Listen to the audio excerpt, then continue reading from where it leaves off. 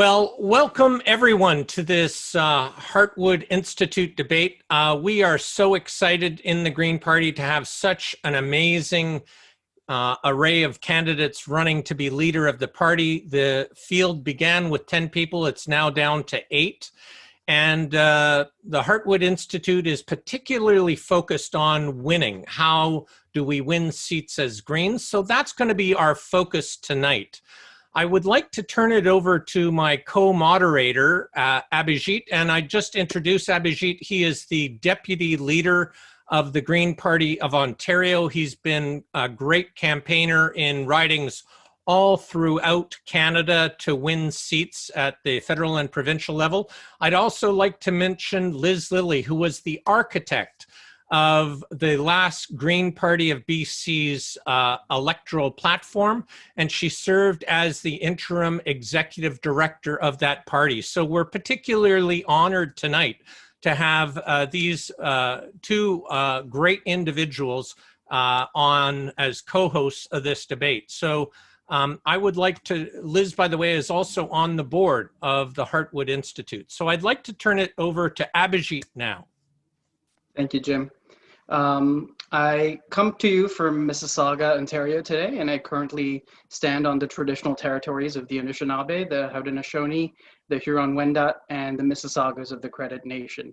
All of us here who inhabit this land we call Canada has been inhabited by First Nation, Inuit, and Métis people for thousands of years before us settlers arrived, and had value systems like the Anishinaabes' 7 sacred teachings, which emphasize love, because it's important to care for one another; honesty, which is better to fail with honesty than succeed by fraud; respect, it's better to give it, earn it, and receive it; truth, because it's always easiest to speak the truth; humility, because it is great to be humble about your accomplishments, and that is strength; and courage, because we should let nothing stand in the way of doing the right thing; and wisdom, which makes sure that with hard work and dedication, knowledge arises.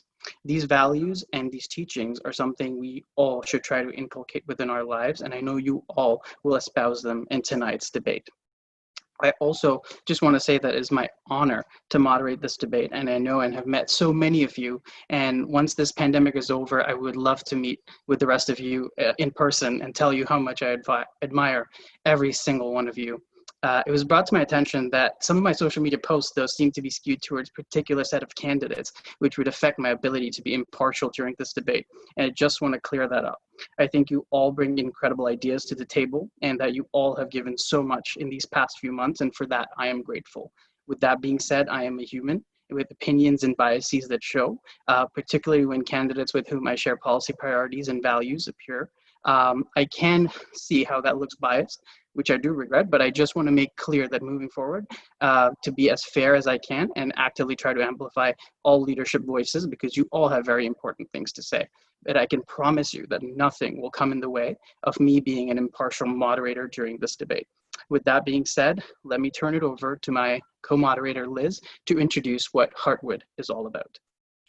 Thanks, Abhijit, and good evening or good afternoon. It's a nice sunny afternoon here in Victoria, and we can actually see across to the other side of the road today. There's no smoke today. And I just want to give Abhijit a piece of advice. If you don't want to seem biased, do what I do, which is you don't tweet and you don't do any of those things. But sorry, I apologize for that. So for many of you who are on this call, this is probably the first time you've ever heard of the Heartwood Institute, and that's because the Heartwood Institute is a new kid on the block. It's been set up as an independent for-profit organisation that has been established to support the growth of the green movement across all levels of government in Canada. You could think of it as a green broadband institute or Manning Centre. Heartwood's 4 pillars are training, research, digital resources, and networking. I hope you'll take some time to visit the website, which is heartwoodinstitute.ca. It is, in its early stages, and of course consider supporting the Institute's activities financially so that we can deliver leading-edge tools and strategies over the coming years. I would now like to turn it back to Abhijit to explain the format. Thank you, Liz. So it's the 7th of you today, and the format is going to be put so forth is that you start with opening statements, 1 minute each for every single candidate, which will be followed by the first topic discussion, where each contestant will get 1 minute to ask another contestant a question, and the contestant will get a 1 minute reply. There will be only one round, and each contestant will get a 30-second topic closing statement. This will be followed similarly in topic 2 and 3, where once again, each contestant will get 1 minute to ask another contestant a question. The contestant will get a 1 minute reply, and there will again be only one round followed by a 30-second topic closing statement. At the end of which there will be closing statements for the entire debate, which will be 1 minute each. And we will be, the co-moderators will be timing each of this for each other's segments. So when you see a card being held on the screen, it will be covering the entire screen for when the 10-second mark comes up. And after the 10 seconds are over, the card will be lowered, in which case Dave will use his privileges to mute you if you go over the time. So I hope that is clear to everyone. Does anyone have any questions? Okay, so you can, Jim, I turn it over to you. Thanks, Abhijit. So we're going to have opening statements now, which, as Abhijit outlined, are going to be 2 minutes each. Am I right? 2 minutes for opening statements? And 1 minute. 1 minute. Sorry. Thank you. And Each if contestant gets a 2 minute opener per topic. There we go. So if I make a mistake, I welcome any of my co-facilitators to jump in here and help me. So we're going to have a 1 minute opening statement, and we're going to begin with David Merner. And David, you're up starting now. Abhijit will be timing. So starting now. We can't hear you, David. Have we lost audio on David? He's not on mute. I know. So while we figure that out, let's go to the second opening statement. Dimitri, you're going to be up while David figures out what's going on. So 1 minute opening statement to Dimitri. Go. I'm not ready, Jim. No. Thank you very much. Pleasure to be here this evening. I come to you from the unceded territory of the Ganingaraga Nation in Old Montreal. I'm a lawyer, journalist, and activist. I'm the child of immigrants who came to Canada in the 50s out of the devastation of World War II and Greece's civil war that followed. Upon graduating from the University of Toronto Faculty of Law in '91, I began my legal career at a Wall Street law firm, then returned to Canada in Southern Ontario, founded Canada's largest team of securities class actions lawyers. The Green Party is the first political party I ever joined. I joined it in 2007 after reading the 4th report of the IPCC, which made me deeply alarmed for the future of my 2 children. Après avoir lu ce rapport, je savais que je devais m'engager politiquement. J'ai décidé qu'il y avait un parti dont les valeurs fondamentales m'attiraient, et c'était le Parti Vert. I ran for the GPC in London West in 2015. I've served in the shadow cabinets of the Federal Party and the Green Party of Quebec, and was elected to the Green Party of Quebec's. Dimitri, thank you so much for that opening statement. David, how's your audio? Let's see. Can you hear me now? Woohoo! Okay, David, this is David now for 1 minute. Thanks very much, Jim. And thank you to Abhijit and Liz and the whole organization, the Heartwood folks. Thank you for organizing this. We've been talking a lot about Venezuela, the Middle East, and Bolivia. And this is really what we should be talking about, is how is the Green Party going to win seats in the next election? I'm coming to you from Esquimalt Saanich on the south west tip of Vancouver Island, where I was the candidate in 2019. and the traditional territory of the Esquimalt, the Songhees, the Wasanic, and the Secwepemc and the Sauk First Nations. I was the only candidate in this race to cross the country twice, listening to Greens and riding association and campus clubs, all the way from University of Victoria to McGill and University of Montreal Greens. And what I heard is we are not organized. We are not competitive. We need to be better organized on the ground. We need a leader who understands how to build from the ground up, empower EDAs, and create a movement of movements. I'm really looking forward to speaking with you about that in the next hour. Thank you for your time. Thank you, David. Amita, you're going to be up 1 minute. Abhijit, you're timing away. Thank you very much. Thank you so much for having me tonight. I'm very excited about this. I'm Dr. Amita Kuttner. I have a PhD in astrophysics, and I am speaking with you all from the unceded territory of the Sliammon Nation, also known as Laskiti Island, British Columbia. I think as we talk about the things that are up for discussion tonight, it's the right moment to reflect on the 2019 campaign. And I think what a lot of us see is a missed opportunity and what we can do together to really grow. And I think what we really need is collaboration with Greens at all levels, community and regional organizing, and organizing in a way that really is centered around the concept of belonging, long-term stability, a solid foundation, and positive politics. And I think what's necessary for this is leadership based in facilitation and consensus and welcoming. And it's the perfect time, really, with everything going on, that we have science and astrophysics and balance in leadership. Thank you. Thank you so much, Amita. Courtney, you're up. You have to unmute, and we won't start the clock until we can hear you. Thanks. There's a plane ticking up behind me, so excuse me if it's noisy. I'm Dr. Courtney Howard. I'm an emergency physician here in Yellowknives Dene Territory. I serve a patient population that extends all the way up to the high Arctic, and we are melting. So some of my patients up in the Mackenzie River Delta area are already experiencing a world that's 3 degrees Celsius warmer than it was in the 1950s. So that's causing permafrost slumps, trees to tip over, malnutrition issues above and beyond what the food security issues we already have in the north, cultural issues and mental health challenges, which is why I've spent the last decade focusing my work on research, policy, and advocacy at the intersection of climate change and health. So I have not run for politics before, but I have done a lot of organizing. Sometimes my children, who you may hear currently screaming in the background, but also local NGOs. I helped the Canadian Association of Physicians for the Environment go from having no provincial chapters to having 10. I've also done work internationally. I think I can help the Greens win because a health message will resonate.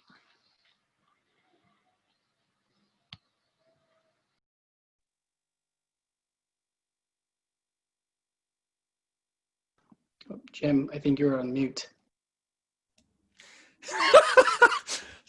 Courtney, thank you so much. I was thanking Courtney and saying, Annamie, it's over to you. If you can please unmute, but I didn't do that myself. Over to you, Annamie. Hello, I'm Annamie Paul. I come to you from the territories of the Mississauga, Anishinaabe, Haudenosaunee, and Huron-Wendat with gratitude. I ran in Toronto Centre in the last election because I believe that the Green Party of Canada has the very best ideas to meet the challenges of these times.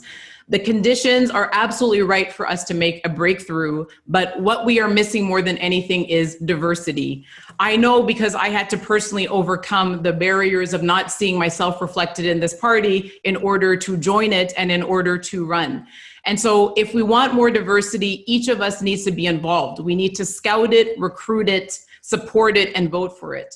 We also need to strengthen our capacity between elections. We need to highlight the bench strength of the many leaders within our community. We need a council of Green parties that unite us coast to coast to coast all the time. And above all, we need to remember why we are here.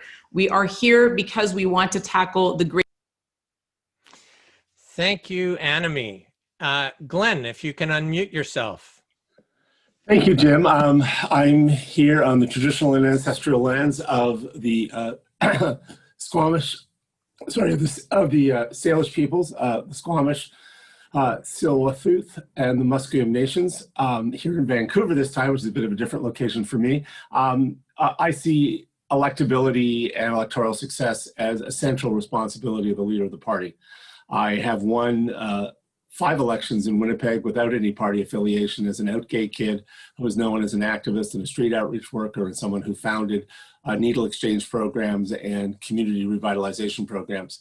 I won large and very growing margins in Toronto, but if we're going to be elected, it's our character, it's our values, it's how open we are to people.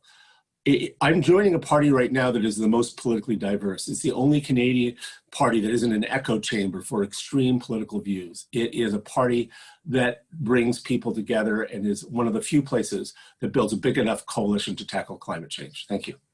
Glenn, thank you so much. Andrew, if you can unmute yourself, and over to you. Thank you. The acknowledgement I like to do is the Saugeen Ojibwe First Nation is having an event next month about murdered and missing Indigenous women. There's going to be events all across the country, I'm sure, so please search one out and participate if you can.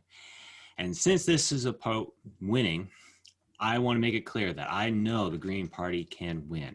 I have the most Green Party experience of any of the leadership candidates, and from that experience, I know what it will take to make sure that we can win. I've done much listening of voters, of what they want to hear from the Green Party. And it comes down to a few things. They're looking for a party that is responsible and that cares about the environment. They're also looking for a party that is fiscally responsible. I know that if we had this messaging, this is what it's going to take for us to win. This is our recipe for success. These two ideas aren't dramatically opposed. In fact, they go hand in hand, and they will lead to a Green Party success. Thank you. Andrew, thank you so much, and thank you to all the candidates for your opening statements. And we are talking about winning tonight, and so I'm delighted to ask Liz, our co-host here tonight, to take this next segment. She was the architect of the platform that won 3 seats in the BC provincial election, so she's got great credentials focused on winning. Over to you, Liz. You have to unmute yourself. I did. Thank you. Thank you. So I hope you're all going to talk policy because I'm a policy wonk. Thank you, Jim. And as he said, we now come to topic number 1, which is winning your seat. I'm going to remind the contestants that you will have 2 minutes to speak to the question. There will be the 10-second warning and you'll be cut off at 2 minutes. For this topic, we're going to begin with Annamie. And Annamie, what is your plan to win a seat for yourself in the next election? Your time starts now. Thank you very much. And very interesting question. First, of course, to say that the plan for winning a seat for any leader of our party is a collective plan. I joined the Green Party exactly because it wasn't strictly leader-driven with all the power concentrated in the office of the leader, where we can do things like the Liberals just did and parachute someone into an EDA to run. And so I always begin from the base, and the base is, what do the EDAs want? What do the EDAs think? What does the membership think? Where will be the best place and the best time for me to run as a leader? And then I would implement many of the things that we did in our campaign in Toronto Centre in the last election. I ran against Bill Morneau. It was David and Goliath, but I'm very proud of what we accomplished as Greens. We started with very few volunteers, just a handful, and we grew to over 100 during that race. We held the largest event ever held by Greens in Toronto, ever, even inside or outside of a campaign. We raised the second largest amount of money in the GTA in just over 2 months, starting from scratch. And all the while we did this by supporting other Green candidates, helping them throughout the region, helping them with office space, volunteers, events, and training. And so we have to be looking at how we win seats together. As the leader of the party, I believe by far that the best thing that I can do to win my seat is to help other Greens to win their seats. And we do that, again, by laying the foundations for regional collaboration, laying the foundations for truly highlighting all of the extraordinary talent that we have within our party. And by diversifying our party, it is our greatest weakness at this point. Thank you, Annamie. I wasn't sure if Jim was actually remembering to do the timing then. Yes. so I'm looking I got in under the wire, great. Okay, thank you, Annamie. And next we have Dimitri. Dimitri, what is your plan to win a seat for yourself at the next election? First and foremost, to articulate a vision that is going to inspire Canadians, and particularly bring progressive Canadians under the Green Party banner. We are not just a party of environmental sustainability and ecological wisdom. Those, of course, are key aspects of our mission. We also are a party of social justice, nonviolence, participatory democracy, and respect for diversity. And I want to have an all-encompassing approach to solving the crises before us, because they're multifarious and they're not simply environmental in nature. And I think there's a real hunger in this country for that kind of change. And I want to base my campaign, wherever I may conduct it, in that manner and on that foundation. Beyond that, I think obviously selection of a riding is important, and doing that, making that decision in consultation with a wide range of constituents, federal council, the shadow cabinet, EDAs in ridings where the leader may want to run is going to be very important. And I think one thing that I personally would want to be focused upon is helping us to strengthen our base in Ontario and Quebec, because we are already very strong in BC. We've made great strides in the Maritimes, but in Canada's two most populous provinces, we have yet to secure a seat in Parliament. I am from Montreal currently. This is a very progressive community that I live in. I'm very attracted to the idea with this vision of an all-encompassing approach to resolving the climate emergency and social injustice, to running here in my own riding, which is currently held by Mark Miller, Liberal Minister, or just to the north of here in a riding which was, it's very progressive, it encompasses Plateau, and is one that has historically gone progressive. And I also have a strong base in southwestern Ontario. But wherever I go, I want to convey this message, and that is that the core cause of our climate emergency is the economic system. And if we don't deal with its inequities, we're going to have a very difficult time resolving that emergency. Thank you, Dimitri. Next up, we have Glen. Glen, what is your yes, well, thanks. Sorry. Okay, thank you. No, I've laid out a plan on the website, glenmurray.ca, which is 15 steps to 50 seats. But particularly, I think I have a lot of flexibility where I could run. I've won many times with over 50% of the vote. And he's a young gay kid who was doing street outreach work and known well for setting up an AIDS and Indigenous health center. And I worked the streets of the city right behind City Hall, where I became mayor, working with street-involved youth and building very solid relationships that allowed me to be really an unprecedented breakthrough as a gay kid, getting elected at 32 to city council and then a mayor without political party support, bootstrapping it, and spending years building coalitions with marginalized communities, where today, though, because I maintain those relationships.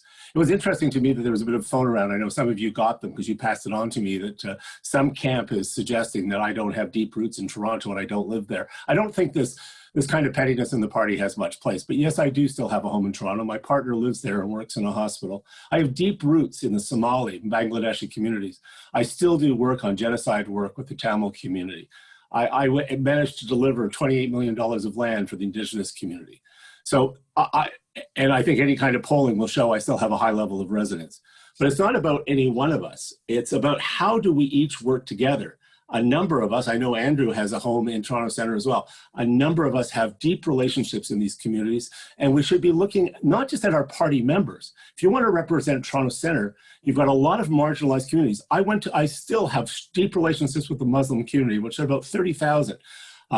It is about our ability not just to position ourselves for our short-term winnability, but to develop the deep relationships of public service that allow you to have those kinds of transformative relationships. One of the things that I bring to this party is 30 years of working with on immigration and human rights. Thank you, Glen. Thank you. Okay. Thank you, Glen. You've been cut off. So next up is David. So David, what is your plan to win a seat for yourself in the next election? Thank you, Liz. My plan would be to seek a nomination here where I live in Esquimalt, Saanich-Sooke. In the last election, we won 26% of the vote as Greens here. We had a volunteer team of 200 people. We had 2,000 lawn signs out. We raised over $200,000. This is a riding that we should win next time. And my theory on how you win in ridings is start first, work hardest, and work smartest. We started in December of 2018, knocking on doors. We knocked on doors all the way through till the election in October of 2019. In December, people said, "What are you doing here?" And we said, "We're listening." We want to hear what your concerns are. So we started with a listening campaign and we grew. We brought in 30 young Greens from across Canada, PEI, Nova Scotia, all the way to BC. And we learned from them, they learned from us. They built their program. They named it Paint the Island Green. I'd love to spread that program across Canada because it injected our whole campaign here with huge energy and excitement. It brought people in. The other part of working hardest, I believe, is we need a national campaign and we need a leader who can campaign nationally. As leader, I can win here. And then that means I can take time to cross the country, as I've done in this leadership campaign, crossing it twice. Meet with student groups, meet with our allies in the social justice movement and the environmental movements, and build. Help others to win their seats, especially in both official languages. On a besoin d'un leader qui est capable de gagner au Québec, gagner au Nouveau-Brunswick, gagner dans l'Est de l'Ontario, au Nouvelle-Écosse. If we don't elect a leader who's perfectly bilingual on day one, we're going to let a bunch of opportunities slip away. Et je vois ça comme essentiel d'avoir un leader dès la première journée qui est capable de gagner des votes dans nos deux langues officielles. I think it's essential to have a bilingual leader on day one, somebody who's crossed the country already, who's campaigned on winning Green campaigns from Atlantic Canada to British Columbia, and there's only one who meets that criteria. It's David Merner. Thank you. Thank you, David. For disclosure, I also live in Esquimalt, Saanich, but I would have to say that I am completely impartial in this race. I have not endorsed any candidates or had any involvement with any of you. So just for disclosure. Thank you, David. So the next contestant to speak is Andrew. Andrew, what is your plan to win a seat for yourself in the next election? The Green Party time and time again elects amazing candidates from coast to coast, and I've met many of them in my time as a Green Party member. So my goal as the Green Party leader is actually to not just win one seat, but to win 338. That's the target. I want to make sure that I promote every Green Party contestant that I possibly can to win as many seats as possible. That being said, the riding that I choose, I would do, as many others have said, in consultation with the party itself. I have connections all over Ontario, and I agree. I think it's really important that we do try to win seats here in Ontario and in Quebec and in the Prairie provinces. Prairie provinces is a great opportunity for the Green Party if we just frame our messaging the right way, and it's the messaging that I'm framing the Green Party is what we take, and the message that we should have. Now, come during the campaign, I will be focusing on my riding just as much as I'll be focusing on the other ridings as well. But I want to be clear, if it came down to it, that if we needed to put resources into other ridings, what we think is winnable, that's what I'm going to do. I'm not going to focus on the riding that I win at, because that's what leadership does. It sacrifices yourself if it means something for the greater good. So I want to be clear that that's exactly what I would do. Now, as far as, don't get me wrong though, I definitely still want to win my riding, and I know we can with the right messaging. I have connections in Ottawa, I have connections in Bruce Grey, and as Glenn said, I still own property in downtown Toronto and may move back there one day. So there's many opportunities for me to go to run in someplace in Ontario, but it would be in consultation. I'm not going to outseed someone who has been working hard to win that riding. It'll be a riding that makes sense. Thank you, Andrew. Next up, we have Amita. Amita, what is your plan to win a seat for yourself in the next election? Thank you. Yes, so I think primary when I think about this is our commitment to participatory democracy and having strong local representation. And I can say from my run last year in Burnaby North Seymour, where I no longer live, I understand now what it is to succeed because we nearly doubled the vote in an almost impossible race. So I know that if I'm in a closer riding, I can absolutely win it.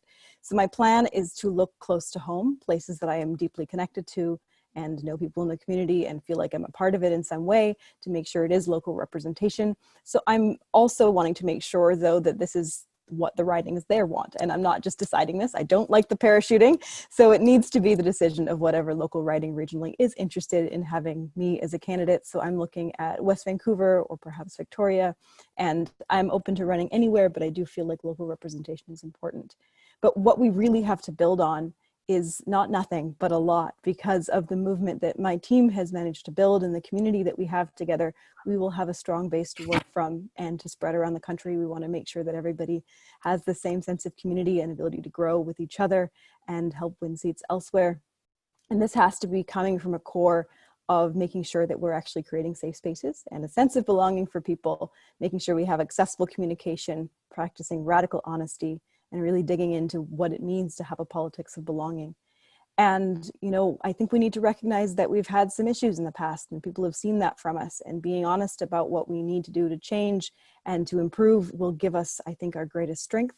And like others have spoken to, I'm committed to doing this out of service. So it is about helping everybody, everywhere that they could possibly need me. But it is important that we have a plan to win where we think we can win. Thank you. Thank you, Amita. Our final contestant to speak to this question is Courtney. Courtney, what is your plan to win a seat for yourself at the next election? Thank you. So I would love to be able to run here in the Northwest Territories. I think you can see why. And it is potentially winnable. We got over 10% of the vote last time, and I'm substantially better known than the last candidate. I have a high public profile here as a result of my national and international work on climate change and health. And I've seen a lot of people after they bonked their heads. And so really, although it's a big territory, I've been in emergency department doc here for over a decade, and I actually have worked in the North for about 15 years. And so I have had a lot of really meaningful one-on-one interactions with people. And I think that that's something that actually is a skill that will translate really well into politics. As an emerge doc, your job is to be able to meet people no matter what time of day it is, no matter what day it is, no matter what happened, to be calm, to listen to them, to form a connection within a couple of minutes, and to help them solve their problem. And so I see politics as being that, just on a slightly different scale. And so I think the retail aspect of politics is something I'm likely to be pretty good at. It's a big territory, but we've already started reaching out to some of the Indigenous leaders. I wanted to check with people to make sure they felt it was okay and respectful for me to run here as a settler, and I've received very good feedback. They feel that the planetary health frame is very consistent with Indigenous thought, and so we have quite a number of Indigenous leaders advising. That said, I grew up in North Vancouver. I still have roots there. I lived there until my early 20s. I spent my 2 years in Victoria doing family practice training. I lived in Montreal when I was doing residency. I lived in Ottawa for 3 or 4 years when my husband was doing his training. And I spent a lot of time in Northern Ontario as well. So there are quite a number of places where I have meaningful relationships and community where I think I could run, but I'm rather attached to home, and this would be my preference. And plus, I think it would be really powerful for the party focused on climate change to run its leader to be able to speak from one of the most rapidly warming places in the world. Thank you, Courtney. So that concludes that part of this topic one. The next part of the program consists of a discussion of topic one. And in this part of the program, each contestant will get 1 minute to ask a question of another contestant of their choice. That contestant will get 1 minute to reply, and again there'll be the 10-second warning and the cutoff at 1 minute for the speakers, and then once we've gone through this part, at the end there will be 30 seconds to make closing statements. So this part of the topic is about asking questions. We'll begin with Amita. Amita, to whom is your question directed, and what is your question? My question is to Annamie. You spoke about what we need to do to win long-term, supporting EDAs, regional organizing, supporting each other with training and resources. Completely agree, and that's all great. I am very curious, assuming that the Toronto Centre EDA elects you as their candidate now, or selects you to be their candidate, what do you think the chances are for Greens to pick up this seat at the moment? Sorry, to pick up that seat? Yes, that seat. Oh, I don't know. I mean, you know, I have told the EDA that if they'd like me to run, I will, because I ran there in the last election and I was born in the riding and my mom taught in the riding. My grandma worked as a nurse's aide in the riding. I have very deep roots in the riding, and I'm just annoyed. I'm annoyed at the Liberals for calling this election at a time when they know we're having a leadership contest, when they know that there's been a spike in cases in Toronto, and it's just opportunistic. And so if they consider me to be the candidate that can help us run the strongest race possible, then I'm ready to present myself to do that. And I'm hoping that people in Toronto Centre are going to be fed up as well by the broken promises and the total lack of improvement in all of the main quality of life indicators over the last 5 years with the Liberals. So, you know, I'm here, I'm tired, I'm sure like you are, Amanda. Great. Thanks, Annamie. We go on to the next question, and that will come from Andrew. Andrew, to whom is your question directed, and what is your question? I will be directing my question to Dimitri. My question is, downtown Montreal is home to many corporations, including Air Canada, Pfizer Canada, Rio Tinto, Alcan, all of which are listed as top employers in Montreal by CanadaTop100.com. You've been very vocal about confronting Canada's corporate sector. I believe that this messaging will not win a general election and will push away many voters in Montreal. How do you think you can be so critical of corporations and still win those voters who rely on those corporate jobs? Great, thanks. Dimitri. Well, first of all, the headquarters are here, but I'm quite confident the vast majority of people who work in those headquarters don't live in my particular riding. But that's beside the point. The fact of the matter is that, as Naomi Klein has argued, as has been amply demonstrated by historical experience, it is the corporate sector that is blocking meaningful change in order to address the climate emergency. That's just the reality, and we have to come to terms with that. They do it through a variety of ways. They do it by manipulating the political system to their will, by manipulating the legal system to their will. The billionaire class has a stranglehold on our media, huge concentration of the media, which is doing a disservice to the public in terms of alerting us to the severity of this crisis and the means to resolve it. They're resisting a carbon tax, a robust carbon tax. They're resisting any kind of real plan to phase out the fossil fuels industry. This is the reality we confront. And if we don't resolve that, we aren't going to get there, Andrew. The fact of the matter is we know what the solutions are. The technologies are there. The renewable energy. Thank you, Dimitri. Thank you.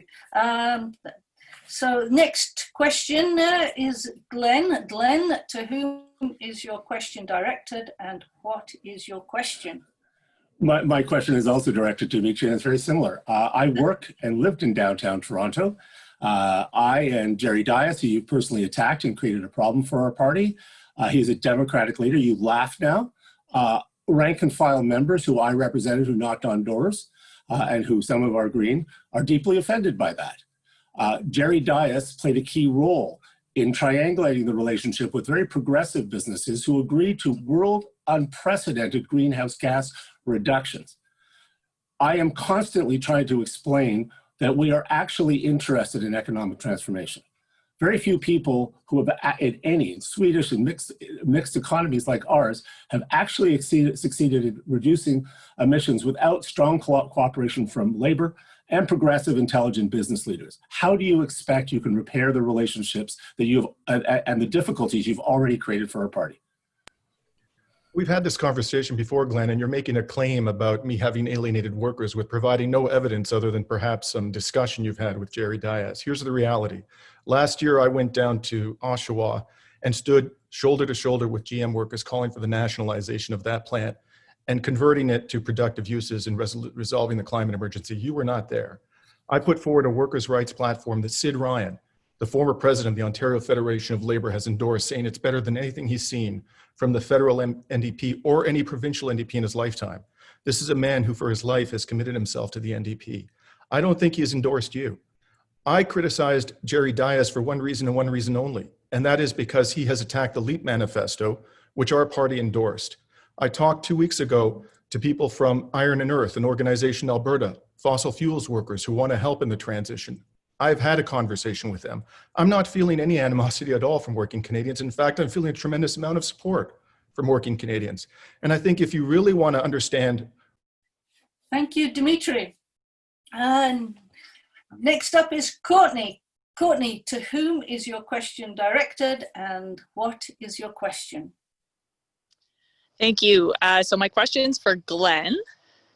So Glen, you have worked really hard for a really long time, and you've created a tremendous amount of change, local levels, national levels, had an impact internationally. You're already doing a lot with your various initiatives. Why do you want to run for the Green Party right now? Why do you want the actual job? Well, let me just pick up where Dimitri left off, because I had the endorsement of 17 unions, and I respect Sid Ryan. He's a public sector actor. I'm talking about the current leadership of the unions representing the most vulnerable and precarious workers. I spent years working with them on just transition. I know what most of the shop stewards and most of the line leadership know, because I have relationships with them.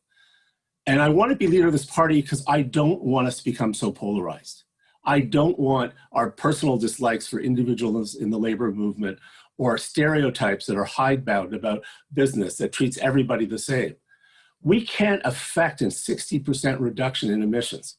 And progressive social democratic countries have this broad agreement. I actually want to work with Dimitri. I think he has an important place at the table. I also want Jim Harris, who comes from a small C conservative background. I just want us not to start with some of the assumptions. And yes, I've experienced these kinds of things. And yeah. Great. Thank you, Glen. This is a good topic for getting discussion going here. The next question is from David. David, to whom is your question directed, and what is your question? Thanks. My understanding is that we're supposed to be asking about our ridings, and this has been a great conversation. And I'm very interested in hearing for Courtney Howard. And Courtney, I'm really hoping you run in Yellowknife next time. I think that's a fantastic plan you outlined earlier. And I'm wondering, is that something you'll do? If you don't win the leadership, will you run for us anyway? Will you sort of remain on? If you won't remain on, if you don't win the leadership, how about as deputy leader? Would you stay on if you're a deputy leader? I think you're a fantastic talent. I think actually you have the best message in the whole race. And I'm wondering what it'll take to keep you in the race, keep you in the Green Party and running for us in Yellowknife. It's a sincere question. It's not meant to be a trap at all. I really hope you stay on. Thank you. And yes, I've committed to running in the next election in this riding. I love the North, and I am used to serving its people, and I know I can serve it in this different scale as well, and I would welcome the ability to do that. In terms of remaining in a public-facing role with the Green Party in between elections, it's going to depend a little bit on the tone of the party after the leader. If I am not in a public-facing role in the Green Party, I get to go back to the Canadian Medical Association board. I return to the executive of CAPE. I know I can have a huge impact on climate change and health in those roles. My community needs to hear an evidence-based message, or it won't invest in this party. And I need it to be working no matter what's happening in the Green Party, because climate change and health really is, as you've mentioned, by all evidence, by my experience, the best way for us to make progress. And particularly, I think at the during it. Thank you, Courtney. Time is up.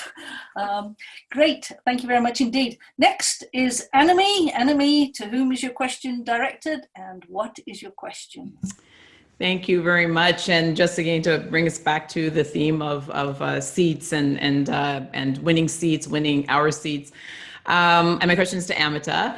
In my case, at least, I was approached to run by other parties. I ran as a Green by choice, knowing that it would be less likely, at least in the short term, for me to win. And I'm guessing that that's the case for some other committed Greens as well. We also know that the evidence tells us that in choosing who to vote for in elections, that voters consider the local candidate almost not at all. And so I'm wondering, under those circumstances, Amita, maybe if we can talk a little bit about what you think are the winning conditions for the Green Party in general, given that that is the most likely indicator of the success of any individual candidate. Great, thank you. Amita. Yeah, so I'm glad to talk about, I think, how we actually win. And I think local is one way of putting it. What I actually think is important is that we have community leaders. So what I look to is our 3 incredible MPs. And if we look at how Paul Manley and Jenica Atwin won, they won because they organized for multiple election cycles and because they were trusted leaders in their communities. So that's what we need to build up across the whole country, is that connection and that growth where people actually feel like the people that run for the Greens are walking the walk, they're talking the talk, they're everything that somebody wants from a representative. And once they know them, then it is about that local community aspect that makes them electable. But we also need the national side of it, of course. And what we need there is credibility. We need to be accurate in our policies. We need to be good at communicating. We need that core of lived experience and connection and heart to actually reach every single individual. Thanks. Great, thank you, Amita. Next, Dimitri, it's your turn to get your question out there. I won't say anything else. So, Dimitri, to whom is your question addressed, and what is your question? I've said plenty about my support for workers. I have nothing to add to that subject at this time. I have a question for David, however. David, you've spoken passionately and eloquently about the need to unite the party. You've talked tonight about organizational improvements. I totally agree with you on both those fronts. I also happen to believe that in order for us to succeed ultimately in our mission, we're going to have to grow the party. And if we simply hew to the current existing platform, we probably can expect results with perhaps modest improvements that are more or less the same than what we've achieved historically. Do you agree with me that in order for us to dramatically grow the party, we're going to have to improve upon our existing platform? And if so, what are the 3 main ways in which you would advocate for us to do that? Sorry, press the wrong button there. Yes, I do agree with you, Dimitri, and I do think we need to be the party of transformational change, really deep transformational change in how our economy is run, how we power our economy, especially on the social justice front. We need to fight for the guaranteed livable income, free tuition, and we need to go beyond that, including taxing the rich, which is one of the things that you campaign on. But I also believe that we need to be really careful about our language. If we say we're going to tax the rich, that's going to actually lose us votes, not gain us votes. And just imagine a party with you and Miriam and Amita going after the NDP vote, the eco-socialist vote, the socialist vote, the Marxist-Leninist. I would love to see the 3 of you guys doing that. And seeing Andrew and Annamie and Courtney going after the red Tory vote, bringing in the conservatives, having Glen go after the liberals. We have an unbelievable team here. And if each of us can reach out to our areas of strength, if we can build together, we will really change Canadian politics. We'll build diversity. We'll bring in people from other parties. Let's do it. Great. Thank you very much. Now we've exhausted the questions to each other. Finally, we will have the closing statements on this topic from the contestants, beginning with Andrew. And just contestants, so you know, you only have 30 seconds as your closing statement. Yeah, sorry. Thank you. Well, as the one candidate that wasn't asked a question there, I'll ask a question of myself. Andrew, if you were to have to get in, if you don't have one particular home riding, how can you possibly build a base? Well, here's my answer. I've had to run in multiple ridings, including earlier this year, I ran in a by-election. And it wasn't necessarily my home riding, but I'm a great candidate. And as a result, we over doubled the vote from the previous election in that campaign, and it was the best showing that the Green Party of Ontario has ever done in that riding everywhere. That's what I bring, no matter where I go. Thank you, Andrew. Next up is Courtney. You have 30 seconds for your closing statement. Thanks. I love that, Andrew. That was my favorite part of the debate so far. So thank you for organizing this debate. It's really been a pleasure. It's fun to talk about something more specific. And thank you to Greens from all across the country. I know that this is a time when everybody is doing all they can just to keep the wheels on the bus of their personal lives. And organizing is difficult at moments like this. So the amount of energy we've seen from across the country with people engaging is just really inspiring to me. And so I have a history of helping to lead movements nationally and internationally. I love creating parties that feel... Okay, Courtney, that's your time is up there. Okay, next up is Amita. Thank you. Yes. So from my last election, since this is about winning seats, I know that I can win because last time I ran against a star candidate who actually took most of the Green support. We saw that from calling through in the last days to our strong Greens, and we still more than doubled the vote, which means I think that I have the type of way to get attention that can win us seats, and that's a leadership that connects, is integral. It's not kind of labels or other stuff like that. Thank you. Thank you, Amita. Annamie, you have 30 seconds. Thank you very much. With the greatest of respect to David, I don't think it's probably the best idea for him to define where we're all sitting on some imaginary spectrum. I can tell you those things myself. The good news is that all of the candidates in this race, if they run in the right riding, can win. That's what the evidence tells us. What we need to do then is focus, and the leader especially, on making sure that as many Greens as possible can win. Thank you, Annamie. Okay, next we have Dimitri, 30 seconds for your final statement.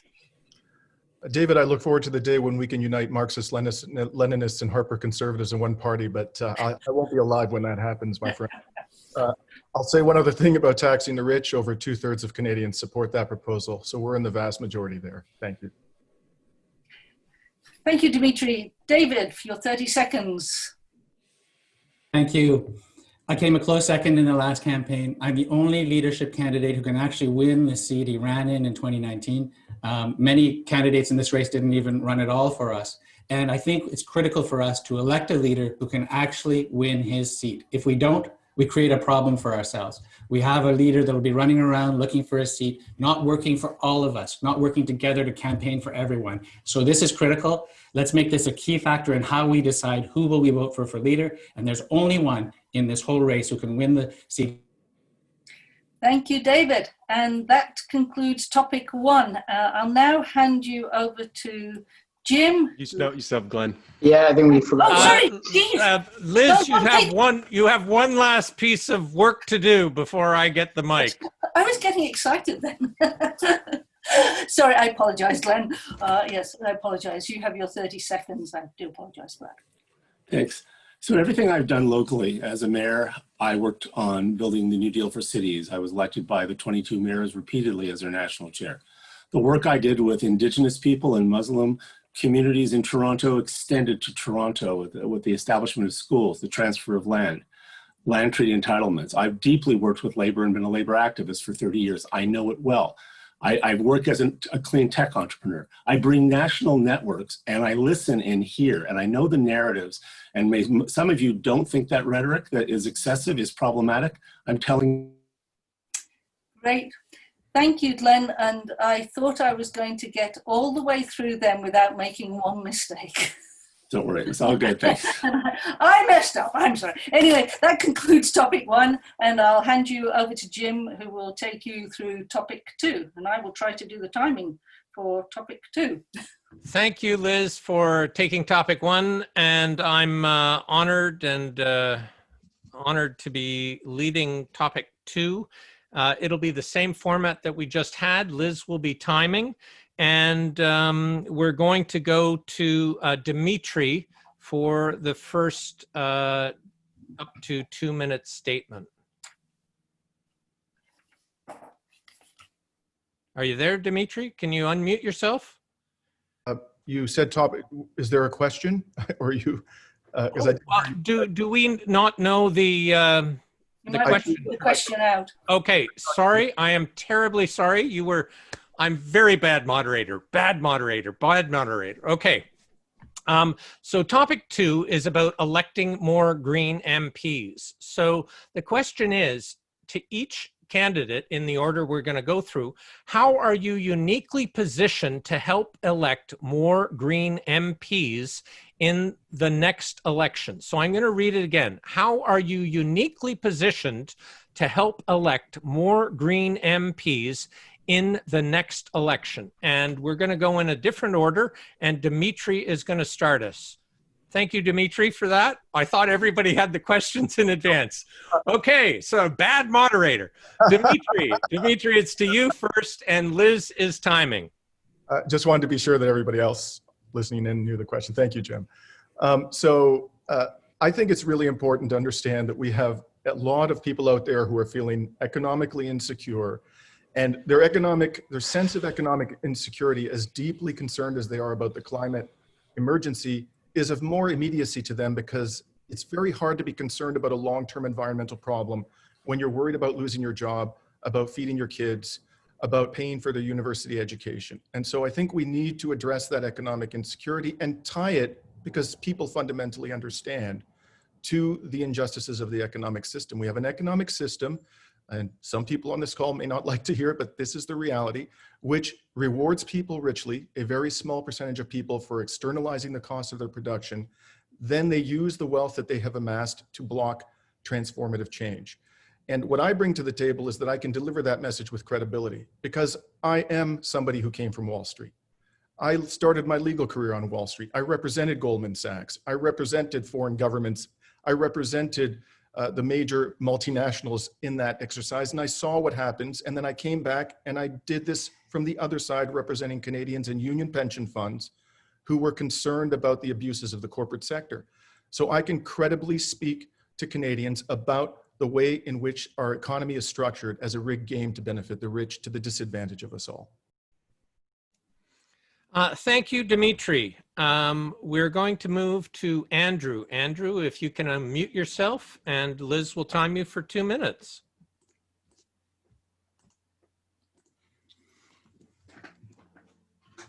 Andrew? Yeah, I was just checking if I was unmuted. Sorry, can you hear me? Well, we can hear you. So you're away to you. Thank you. So Canadians like to vote for somebody that they relate to and who knows that they're speaking to their values.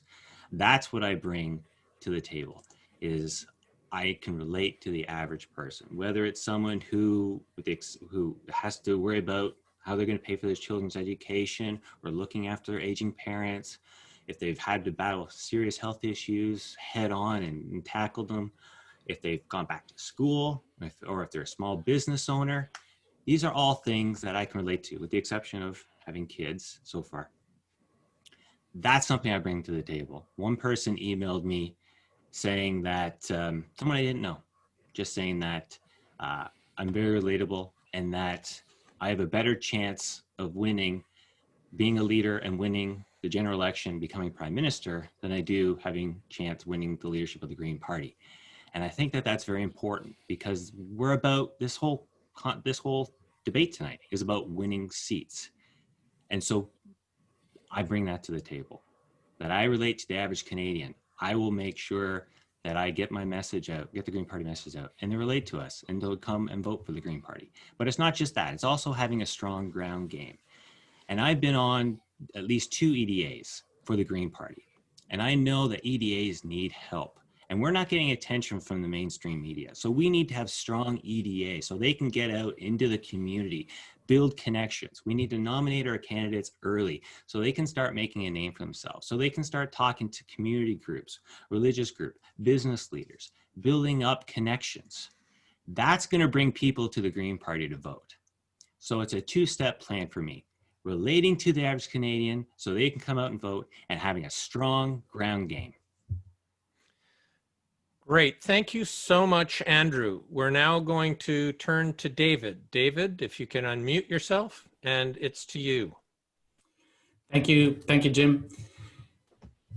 I agree with the point Andrew just made. I think that hard work is a critical indicator of whether you can win seats, not just for yourself, but for others. And if everybody goes to davidmerner.com, click on events, take a look at how I've crossed the country twice, from Victoria all the way to Chicoutimi, Quebec and back. I would have gone through Atlantic Canada if it hadn't been for their tough COVID-19 rules. I'm the only person who's done that, stopping along the way in every single province, talking to people about what we need to do to build, to recruit, to build diversity in our party, to fundraise, to sell memberships. That's where we start, is on the ground, by empowering EDAs, empowering our fantastic volunteers. So first of all, who has worked hardest in this leadership race? Take a look at where I've been, how I've traveled. That's how I'll work as leader. Secondly, we need somebody who's perfectly bilingual on day one, and not just in academic French, but somebody who can actually speak a French that connects with people. I've campaigned in Eastern Ontario, in Quebec, in New Brunswick, on winning campaigns. Megan Mitten won by 11 seats. And it's partly because she had a fantastic bilingual door-knocking team. And sorry, she won by 11 votes, I should say. And it's essential to have a leader on day one who knows how to campaign in Francophone communities, because that's a huge growth area for us. Lastly, we need a leader who can pull everybody together, who can see how this fantastic group of 8 candidates can fit together and build a fantastic, positive party. Not a party where we're attacking each other, a party where we welcome in everybody who has political affiliations with other parties and who can build together. We need a unity leader, and I'm that leader. Last point, I'm the only person in this race who can win the seat he ran in 2019. And that's critical. We need a leader who can win their own seat and then travel the country, work hard for others. Thank you. Thank you, David. Courtney, the question is now to you. If you can unmute, fantastic. Thank you. So we are in a global pandemic, and I entered the race because I couldn't see how the Green Party would avoid getting sidelined if it didn't present its issues in a way of extreme relevance to the actual situation we're in. I'm an expert in planetary health, which is defined as the health of human civilization and the state of the natural systems upon which it depends. And that means that I'm an expert not only in the climate crisis, but in how to address things like zoonotic viruses, which is what's addressing us. So I have actually helped to unite the Canadian Medical Association, Canadian Nurses Association, Canadian Federation of Nurses Unions, Canadian College of Family Practice, public health agencies across the country to take action on the climate crisis, as well as being very well known within the environmental community. I bring a tremendous amount of legitimacy that I don't think can be replaced by one of the other candidates, as talented as you all are, at this particular moment in time. And that's combined with the fact that communication science tells us that presenting climate change in terms of health is the best way to make it make sense to people and to create action across the political spectrum. So I have a history of being able to motivate and inspire audiences. I think whether we're doing virtual campaigns, I'm proud of the work that our campaign has done. I think that you can see that we're skilled at that, or whether we're doing door knocking. As an emerge doc, a mom, and an activist, I can tell you I've put in my share of 70-hour work weeks and more. And I think one of the things I'm best at actually is seeing talent in other people and helping to draw it out and making people feel welcome within really compassionate spaces. If we want to have the best candidates, we need to make them feel incredibly welcome, as though we're a party. They've come to our kitchen. They're going to feel welcome. We're going to make sure they've got something to eat and somebody to talk to, and that they're listened to. And so I think I'm very good at creating those spaces, at having a compassionate, evidence-based, action-oriented approach. And although I think the logistical elements in terms of the organization, the logistics, the policy, the communications are very important. And I've actually worked with huge organizations who've gotten billions of impressions. Courtney, thank you so much. We're turning to Annamie. Annamie, if you can unmute yourself. Thank you very much. And, perhaps I'm going to say that the thing that makes me unique, maybe, we haven't heard from everyone yet, is that I don't necessarily think that I'm uniquely positioned. One of the things one of the top reasons I joined the Green Party in the first place is that we had shared values, that we looked to see what we shared in common with each other as opposed to the things that separated us. And I know that there's a lot of pressure on all of us now to talk about how we're the chosen one, we're the one that's going to take it all the way, and only we can do it. But I'm going to resist that as much as I can for as long as I can. I will say a couple of things that I say I would bring to the party at this moment in its history that are perhaps well suited for some of the things that we need to make our breakthrough. And one, again, as I told you, is diversity. People, whether it's strategic, whether it's because it's a stated value of the party, people will not flock to our party. They will not vote for us. They will not join us if they don't see themselves reflected and if they don't think that we're serious about that. Every other party has learned that and has strategies and policies in place to reflect that. I also founded the first organization in Canada focused solely on getting more diverse representation in politics, so I can bring that skill to the party. I will also say that I am a conversation starter. Like, that's just a fact. We have all of our major parties are now led by men. There's very little diversity at the highest level of politics. I believe this is why the Hill Times said that there would be an immediate other dynamic at play if I were to win as the leader. And finally, I can build teams. I'm so proud of our team from this campaign and what they've accomplished, and with zero drama. And so that is something that I can also offer us at a time where I believe we need a little less drama. Thank you, Annamie. Glen, if you can unmute yourself. Oh, you're already unmuted. To you, Glen.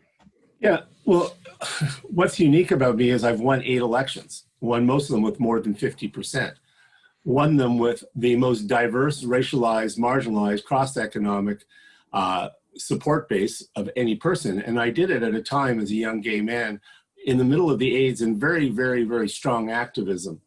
Not an easy thing. Matter of fact, I overcame obstacles. And so I do know something about winning. I also know something about building campaigns from the ground up. I also learned that you have to work with community leadership. And those are difficult conversations. I had the Muslim community call me in when I first ran for mayor that said they weren't ready to vote for a gay man. And they didn't. They worked hard against me. And the second election I went back, I was patient, and they endorsed me, and they supported me, and they were the foundation of my campaign. And in Toronto Centre, my largest core of support was the Bangladeshi and Somali communities. It takes long work. It means working with families. It means building consensus. It means a lifetime of public service. It means respecting labor. It means choosing your words carefully. It means not saying oil is dead and not even talking to the laborers whom you're impacting. We have to have a more engaged and positive tone. When you're a mayor, you only get 1 vote. I only lost 1 vote in my 6 years as mayor. I was elected by 22 mayors of every city. Can you imagine how competitive that is? 5 years in a row to negotiate the new deals for cities. I was trusted by Governor Brown and Premier Couillard to put together as one of the principals on one of the most important and difficult carbon pricing and climate partnerships. I worked to create the Under 2 MOU, the largest coalition of government, environmental, and business groups that has actually achieved climate change reductions. And I know how to get elected. And yes, David, I can get elected in Winnipeg. I can get elected in Toronto. I can probably get elected in more places than most people. I'm one of the only people in Canadian. Thank you, Glen. And Amita, if you can unmute yourself. Once you unmute, there we go. Yeah. Thank you. Yeah, so I think I am very much uniquely positioned to help us elect more MPs across the country. And that's because I think I bring the perfect combination of factors we need. And that starts completely with the team and the community that we've built, which is one of belonging and safety and honestly joy. And if we can spread that everywhere, we'll have the strength that we need. But on top of that, I think I bring a credibility. Being a PhD scientist and having practice in evidence-based policy, true understanding of evidence-based policy, not cherry-picking evidence-based policy, is something that we really need to boost our credibility nationwide. And also having experience in accessible communication and being somebody who is dynamic. And will also connect with people from the heart by telling stories, by being there with everything that I've been through. I connect with people because of lived experience and being able to talk through that lens and connect on compassion. But I also understand organizing. I've led a couple organizations and know what it takes to build up an EDA, to really train people at that level, to make sure your volunteers have the support they need to get out there and do the tough work, and getting to a place where we actually run in a professional manner. And I'm going to reemphasize the importance of having safe spaces and belonging at every level in our organization, because that's will give us the environment we need that people will actually want to stay in and do the work in order to get us elected. And this also involves regional organizing, decentralizing the party resources, focusing on areas of strong growth, and making sure that we have strong local representation, and by that, community leaders, and fostering and empowering other people in order to be the best they can be, so that they will be MPs as well. And that experience of empowering others is something that I have as well. Thank you. Wonderful section. I just want to say I love that joyful politics. We need to have joy in our lives if we are going to save this planet. Now, I also want to say pick up on something that Abhijit said, which is I haven't endorsed any one of you 8 magnificent candidates. I haven't donated to any of your 8 campaigns or endorsed any of the 8 of you. I feel it's important for me to remain neutral in this effort. So with that said, we go to now the 1-minute question around this second topic. And we're going to start with Glen. And Glen is going to ask a question for up to 1 minute to any of the remaining 7 candidates. And that candidate in turn will have 1 minute to respond. And Liz is going to be our timekeeper. So we'll start with Glen. You're still muted. Okay, there we go. So I'm gonna ask Andrew a question because I want to make sure he gets one in. Andrew, no, and I mean that very fairly. Andrew, you've worked in law. You've been a long time Green Party activist and a hard worker for the party. You've lived a lot in different types and walks of life. You've interfaced with business in many communities. And you see some challenges now for what the character and the welcoming nature of the Green Party is and could be. What are the things that you think we need to do, that we need to preserve about our party so that we don't lose much of the base we've built? Are you concerned about certain sections of the party being alienated?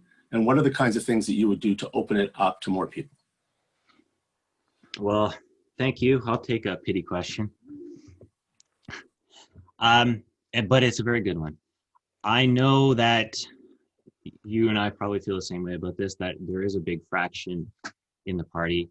I disagree with the idea of moving the party far to the left. I know it's going to alienate a lot of voters, actual voters when it comes to election time. And it's just going to be less people fighting over a smaller piece of the pie. The climate crisis, I've said it before, is something that takes all hands on deck. So we have to open up the party to as many voters as possible. And that includes having a moderate platform. And unfortunately, there's we have a good group of candidates here.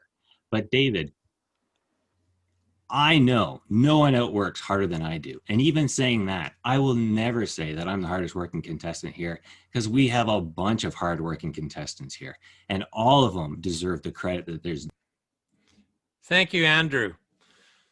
Annamie, who would you like to ask your question to? You're still muted. Oh my God, I can't hear you though. Try again. Yeah, I hadn't started speaking before. Yeah, okay. This is a general question. I can pose it to anyone, but I guess I'll ask Courtney this one. Just coming back to what I said before, you know, we entered this race, or at least I did, with this idea of doing politics differently, and this was going to be a showcase of how our party and our candidates could do things differently. And one of the things, as I said, is I really believe that we had an opportunity, or still have an opportunity, to resist this idea of talking about what separates us and how we're the only one. You know, I know that there's a lot of pressure on all of us to really focus on what makes us a unicorn. So at a time when we are talking outside of the party about collaboration and cooperation and finding what unifies us, you know, what are your reflections perhaps on that element of the race? And, you know, what have you tried to do as a candidate to, you know, push against that? Thank you. Thank you. So I know that storytelling is such a big element of what works. And so although I'm proposing planetary health as really a focus for the party, if you look, it's actually a way of wrapping our existing policies into a package that evidence tells us resonates. And it allows us to tell the stories like what Amita was mentioning around wildfire smoke and asthma exacerbations and PTSD and eco-anxiety. And it also allows us to therefore wrap the coronavirus crisis in to make that it becomes the biggest reason we've ever had to take action on most of our policies. And so we've actually done a planetary health change-making seminar, which I think you're going to be on with us on Thursday, as a way to bring everybody in to sort of onboard people with this concept of planetary health, as well as to teach very specific. Thank you for that question and that answer. And we now go to Amita. Amita, who do you want to ask your question to? My question is for Dimitri. So considering the misogynistic and abusive tactics that Sven Robinson used against me in 2019, and the fact that he lobbied a lot of Greens to get me to drop out, this is far too common of an experience for young marginalized people trying to enter politics and generally holds back progress in our country. You recently cited Sven Robinson as somebody that you look up to, and I've actually find some of the comments that you've made about intersectional feminism a little worrying and exclusionary.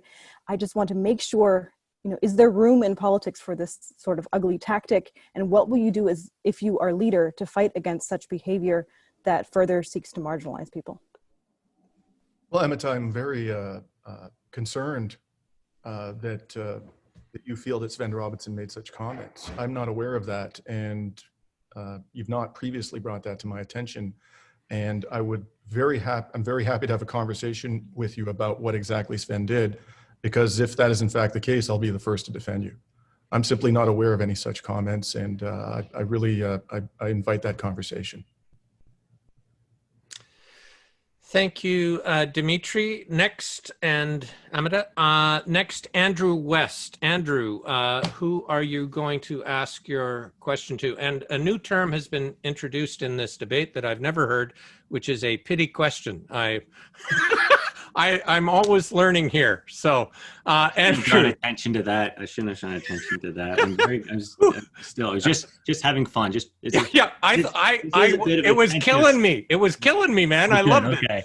So who are you asking your question to? I'm going to ask it to Amita. Amita, you have put a lot of focus, or Amita, sorry, if I pronounce it again wrong, I apologize. Please correct me when I'm done. You've put a lot of focus on youth in this campaign, and you've focused your attention. You think you can bring in a lot of youth, and I think that's great. I applaud that. But I checked and looked today, and I am in the young half of this leadership group. And even saying that, I really respect wisdom and experience. So saying that, sometimes I feel a bit too young to be running in a campaign like this because of my weight that I put into experience and wisdom. So how are you going to bring or attract people who put such a high value on wisdom and experience? That is an excellent question. And it's interesting because focused on youth, because I've been asked about youth participation so much. How are you going to bring youth? Okay, let's talk about youth. But the truth is, for creating spaces of belonging, they have to be for everyone. And the respect that is needed for people from every generation, every background. And often in our society, elders are just as sidelined as the young people are. And so what it takes to be leader is a combination of things. And in no way is one person ever going to have all the pieces. And I can't speak for myself, for my own wisdom or my own experience, but I can say that over the short number of perhaps what feels like lifetimes that I lived in 29 years, I don't think that it's just years that bring experience. And we have a lot of different types of experience around, but it's that the person who can facilitate everyone's experience and everyone's wisdom is going to be the strongest leader. Thank you for that question and answer. Dimitri, who would you like to ask your question to? I'd like to continue my conversation with Glen. So, Glen, by 10:09 a.m. on January 2nd of this year, the top 100 CEO in this country had made as much money as the average Canadian worker makes in a year.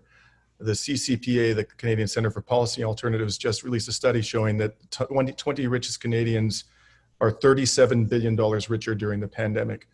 Do you agree that this is unacceptable? And if so, what is your plan for reining in the accumulation of extreme wealth? I actually agree.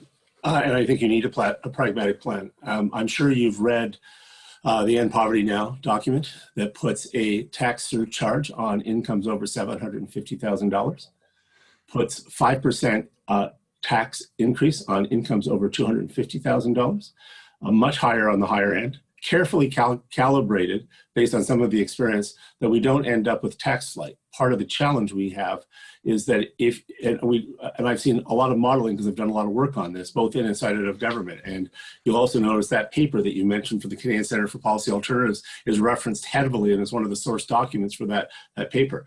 And I've done some work with them and others when I was at Pembina and Canadian Urban Institute.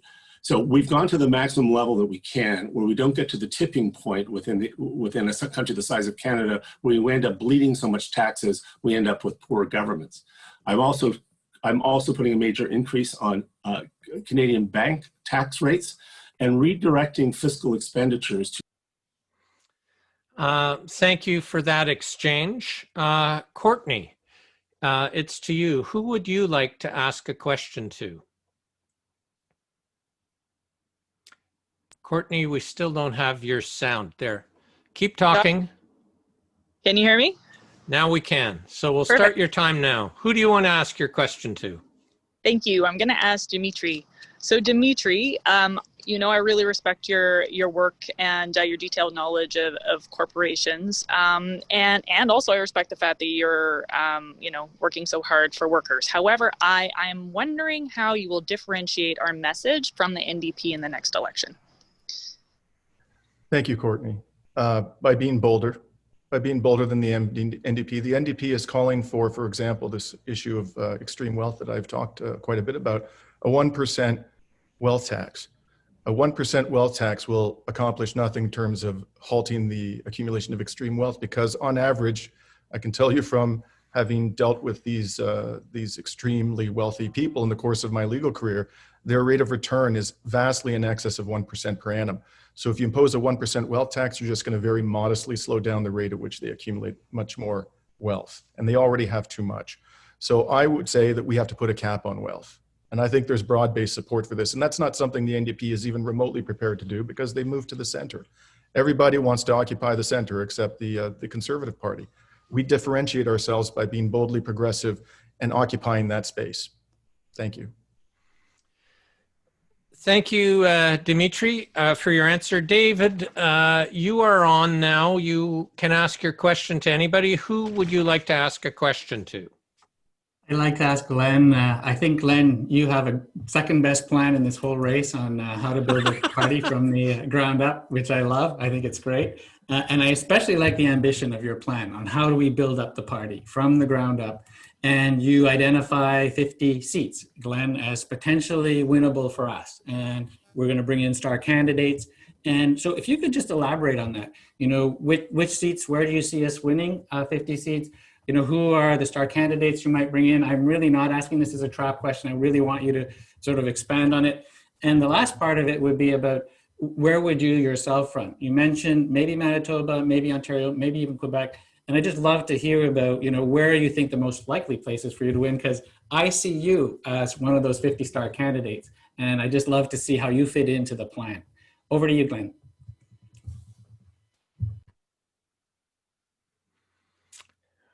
Glen, we have only your image. You're still muted. I keep on pressing the unmute button. It keeps on kicking back. There you go. There we go. So that's a very evidence-based approach, and it's you've got to look at a number of demographics, you've got to look at different incomes, and you've got to look at changes. Whether or not an incumbent MP is running for re-election or not, for example, would be one factor. You know, what seats do I think we can win? I could rattle off a whole bunch. Malpeque, that Darcy Lenty did so well in, Mike Morris in Kitchener Centre, and Karen Farbridge, who's a dear friend, the mayor of Guelph. If she ran, I think we could take that seat. I don't want to mention other names, and I'll be quite front with you, David, because people who were saying from the clean tech sector, some people from labor who I've worked with, who I talked to about this, are less interested in our party right now. and partly because no one is challenging some of the personal attacks. So I really believe that part of that 50 plan is building large coalitions. There's some very, like really knowing the Somali community in Toronto, and Toronto Centre would be one place where that community could find immediate expression. We lost your audio, Glenn. You might have hit your mute button by accident. No, that was time. It's not me. No, it was you ran out of was that time? Okay. Yeah. Okay. So I want to thank everyone for their questions. We're now going to move into the final 30-second closing statement around this question. The question of course was, how are you uniquely positioned to help elect more MPs in the next election? And for the closing statement, it's 30 seconds. And Liz, our timekeeper, who I obviously wasn't paying attention to for this last one, is going to be still timekeeping away. I'll try and pay closer attention. We're going to start with David for 30 seconds. David?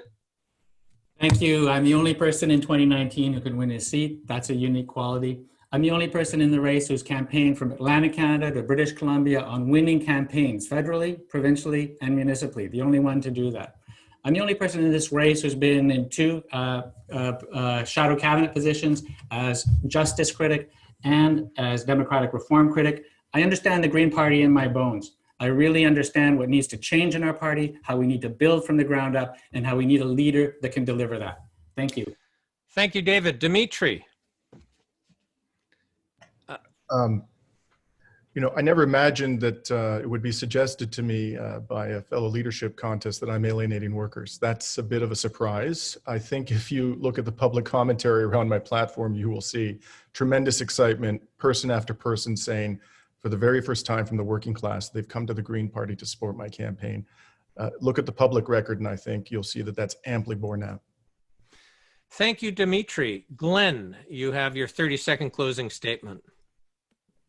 Thanks very much. I bring just an incredible amount of coalitions and lifetime experience. There are several seats, which I've already won. I'm the only person who can go back to a seat like Toronto Centre, like Winnipeg South Centre, where I won with 83% of the vote, where I won with 60% of the vote. So I bring that, and I will probably one of the candidates who can focus on a large national campaign, because one of the biggest. Thank you, Glenn. Annamie, your closing statement of 30 seconds. I will very gently remind the other candidates that the seats don't belong to us. They belong to the local members, and any of us hopefully will stand aside for any other member or candidate if they're better suited to run in that seat the next time. I offer us an opportunity to diversify the party and to help to lead as a diverse leader within a party where that is the greatest barrier. Thank you. Thank you, Annamie. Courtney, your closing statement of 30 seconds. Thank you. So at the moment of planetary health emergency, I have experience with both planetary health and general climate change. I live in one of the most rapidly warming places in the world. This is my permafrost slope. We're deep into adaptation up here already. And something that I find is really helpful from the north is people can't place you on the political spectrum. I come south and they're like, you're from Yellowknife? I always wanted to go to Yellowknife. And so it allows you to write your own story. And I think that's important for a party that wants to build a big tent to get work done on climate change. Thanks, Courtney. I want to come visit you in Yellowknife myself. Amita, over to you for your final 30-second statement for this segment topic. I second that. I also want to go visit. So I think that for our strength, it's going to be coming from community, and community is built on the feeling of belonging. And we haven't really done a great job of this in the past, and we're not going to get anywhere by just claiming that we have safe spaces. We need to make sure that all candidates and volunteers and members are supported. And that certainly means no victim blaming, no putting the work on the marginalized, and really becoming a place where we can all flourish. We all feel welcome. No one's pushed out in any way. Thank you. Thank you for that. Andrew, to you for your 30-second closing statement. I share something similar to David. We both worked on many, many different campaigns. Mine weren't as winning because mine were with the Green Party. I've been with the Green Party for a long time. And even though we may not win, we were growing. I started with the Green Party to help grow the party. That's what separates me. And that's what makes me the best leader here. Thank you, Andrew. I just want to thank all 8 candidates for this segment. It was very instructive. I loved it. I am also wanting to thank Liz for her timekeeping. You're off the hook now, Liz, for timekeeping. And I would like to turn this next segment over to Abhijit, who is going to be the co-host. And I am now going to take the timing role. Abhijit, to you. Thank you, Jim. So yeah, the next question is the third topic involves supporting provincial and municipal Greens. It's, I suppose, a selfish thing to ask as a provincial deputy leader, but what do you believe is the Green Party of Canada's role in building the Green movement at the provincial and municipal levels? When I was elected deputy leader in 2018, since then I've traveled across the country, whether that's New Brunswick, where Megan Mitten won by 11 votes. I volunteered on that campaign, same as PEI when they were elected as official opposition, and I also volunteered in Winnipeg in Dave Nickar's campaign. So I've traveled across this country and I've seen the essential role that the Green Party of Canada plays in supporting provincial and municipal Green campaigns, and it is a crucial one. So what would your plan be to support Green growth at provincial and municipal levels?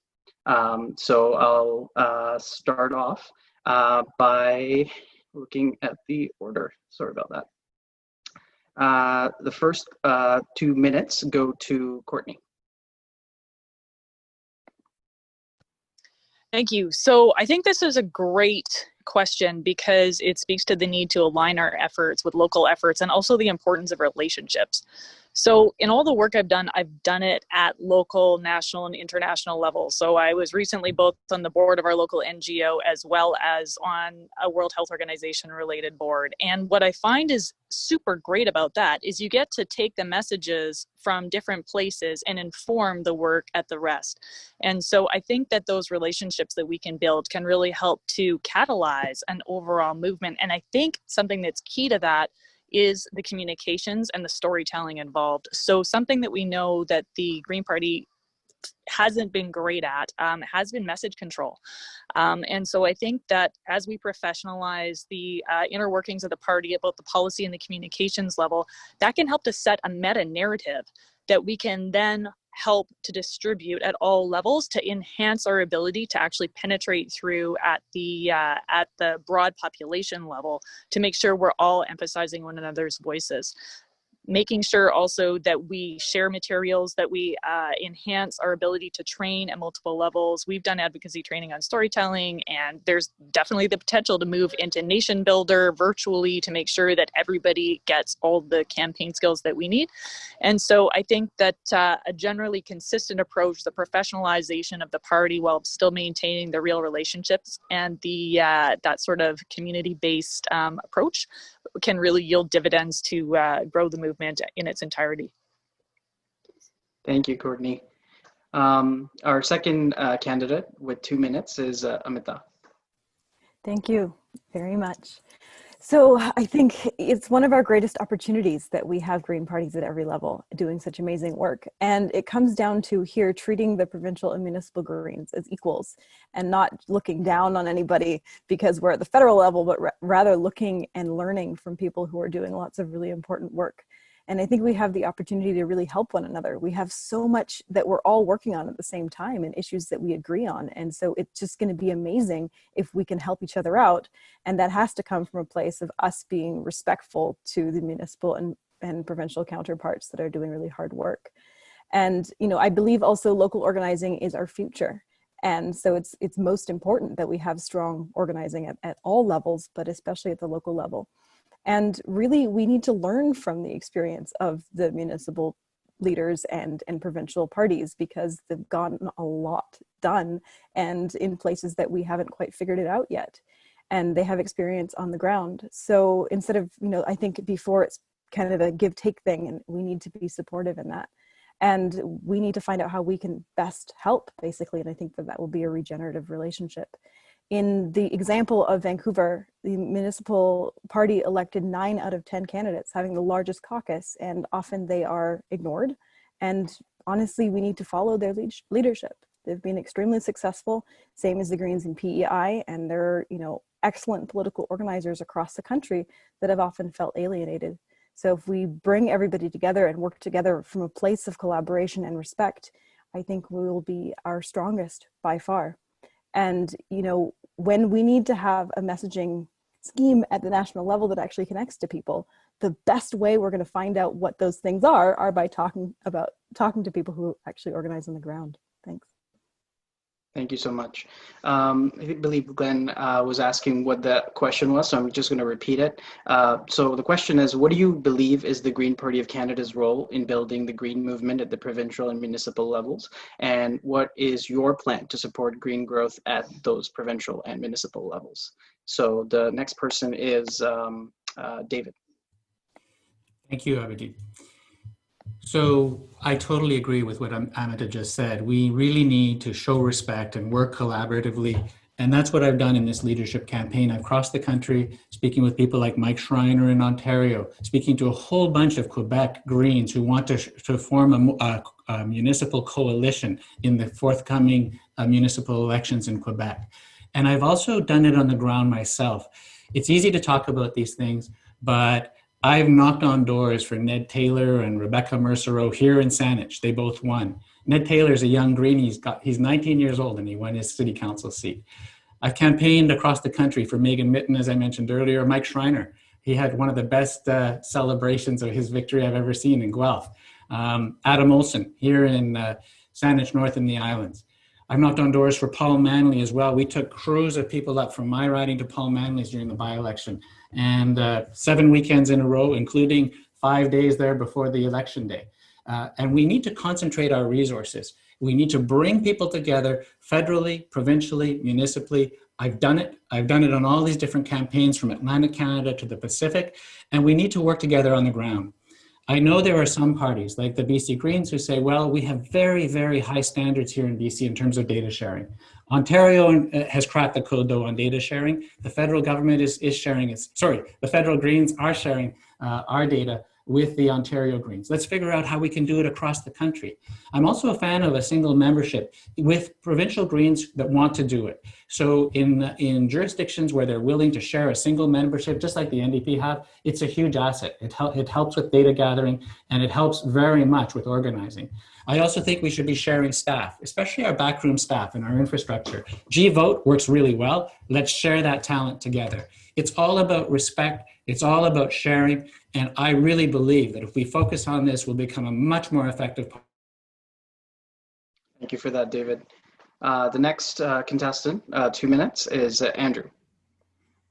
One of the great things about the Green Party, one of the many great things about the Green Party, is that we have parties at all levels, both municipally in some regions of the country, definitely provincially, federally, and heck, we also have them across the globe. There's Global Greens. That's another resource we can tap into. But for me, it's very important to make sure that we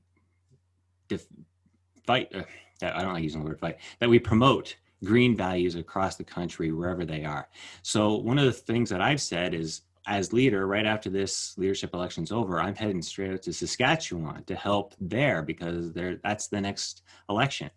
And I walk the talk when I say this because earlier this year, as I think I've already mentioned in this debate, I ran in a by-election.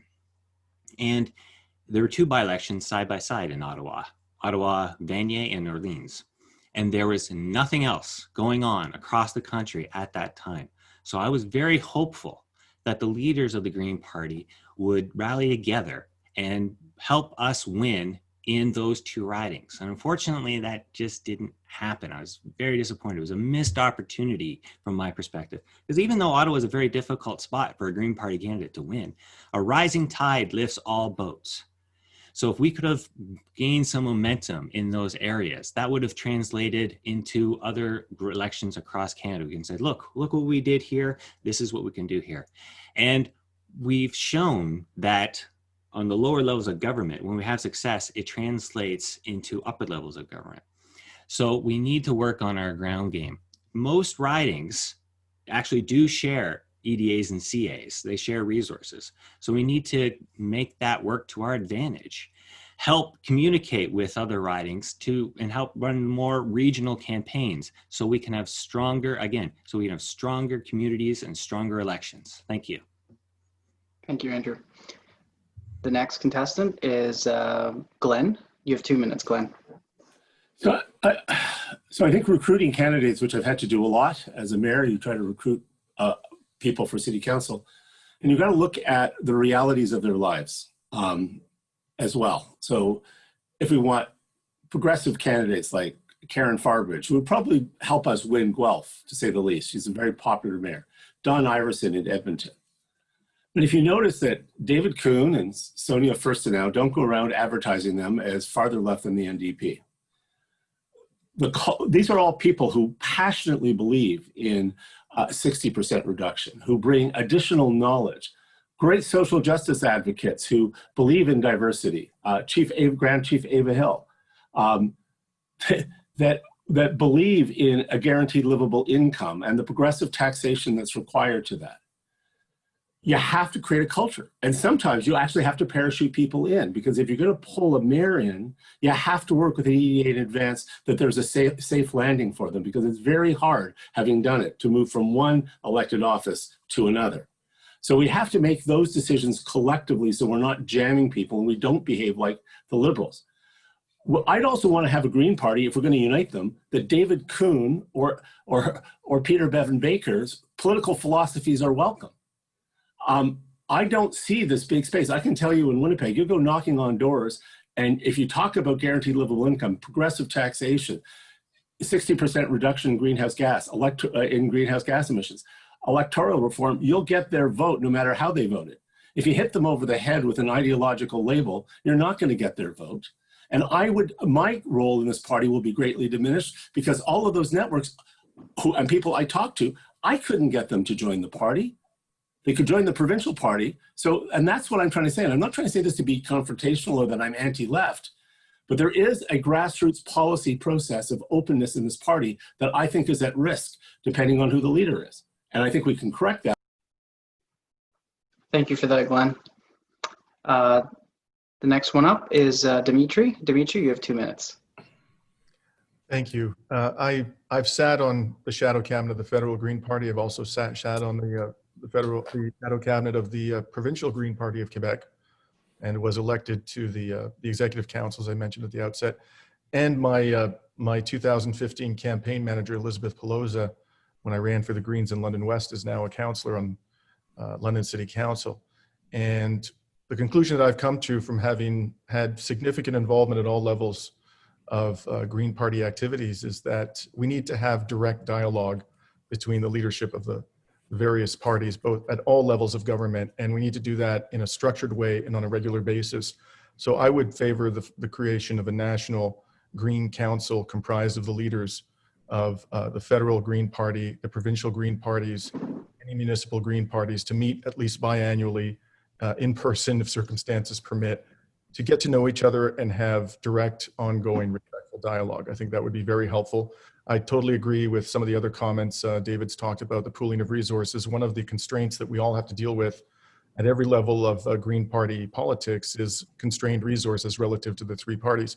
So using them in the most efficient manner possible, I think, is very useful.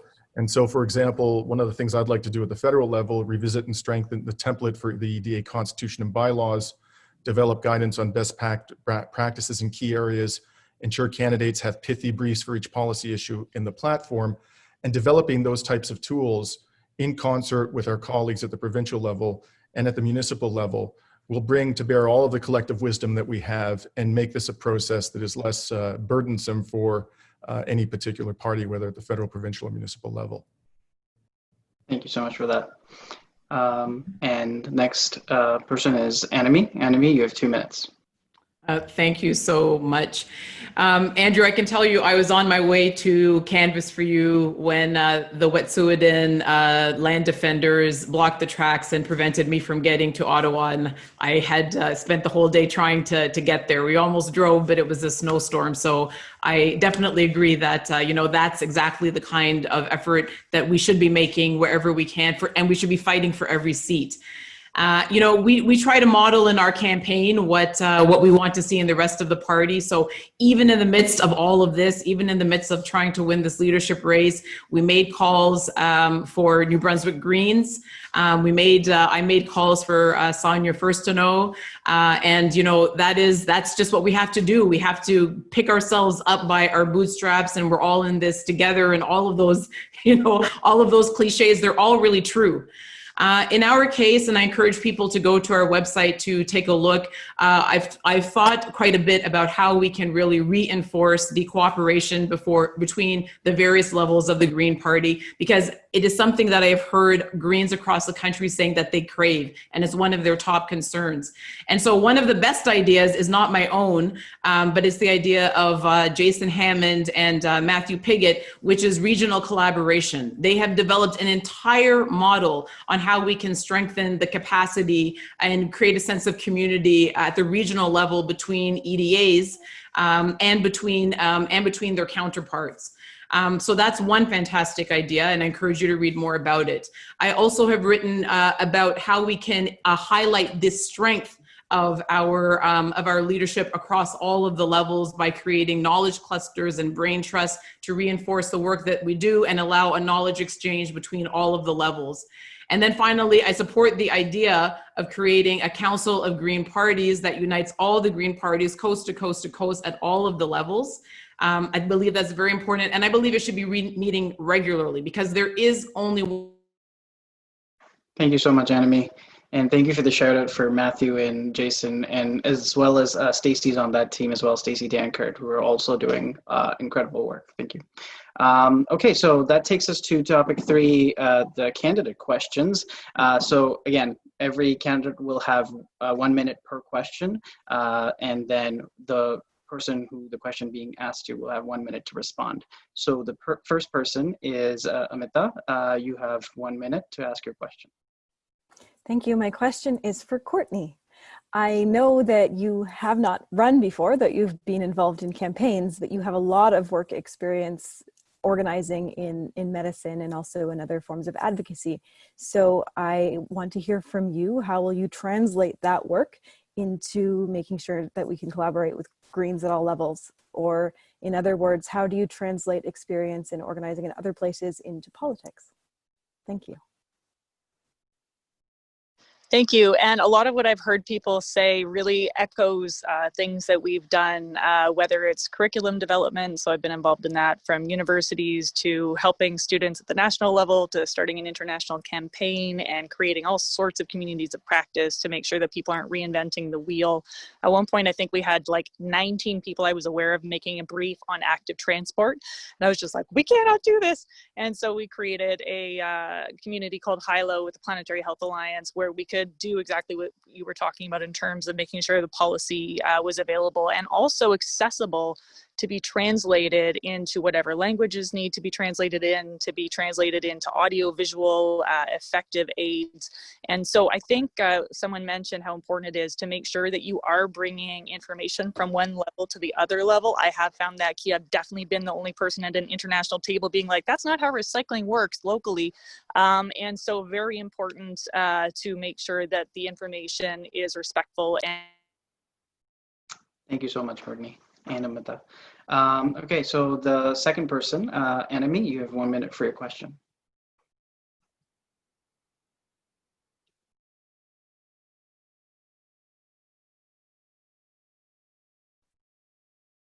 Oh, you're muted, Annamie.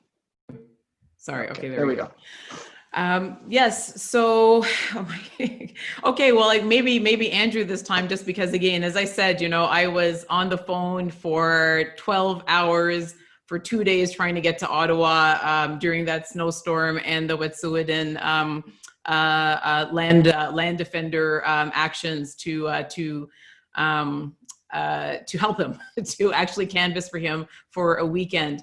And so I guess my question is, you know, maybe Andrew, you've done a lot of campaigns. Have you given thought to how the federal level can help to coordinate that systematically, that kind of activity in terms of assisting their provincial and municipal counterparts when elections come around?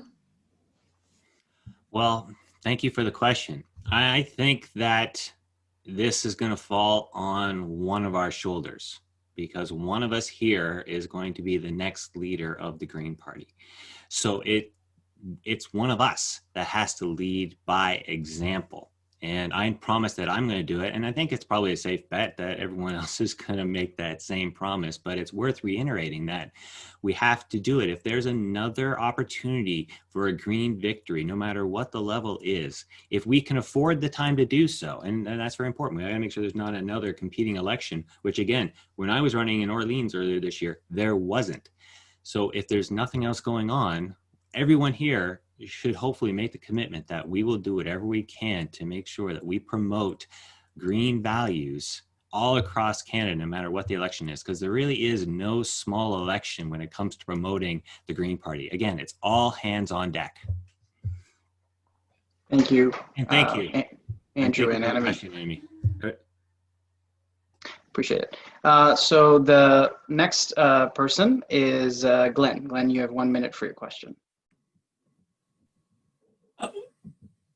1 minute, sorry, 1 minute to ask a question? Yeah, you can ask anyone a question. Okay, thanks very much. Courtney, you often talk about something that we both share a passion about, which is the intersection of health and ecology. And I think that we've now found out that with COVID, which is a climate-enabled pandemic, that health and health and ecology are incredibly important part of framing this. Can you talk a little bit about how you see presenting that discussion now post-COVID compared to pre-COVID, and what do you think, what would you say to the rest of us that we should be doing in our messaging to be more effective in this new world? Thanks, and I wish we were post-COVID. I deeply wish we were post-COVID. I mentioned the sense of it's already real. Yeah, it's a 2-week isolation period here if we leave the territory. But so the major messages that are coming out are, number one, health and the economy go together. If you are in the middle of a health crisis, you are in the middle of an economic crisis. 2, we depend on that ecological underpinning for everything on top of it, our social systems, our political structures, and our hospitals. People have not put together that our actual healthcare provision depends on stable ecology. And that's a really key thing to point out. 3, when we listen to experts, we get better results and we save lives. That's very, very, there's a lot of parallels when it comes to climate.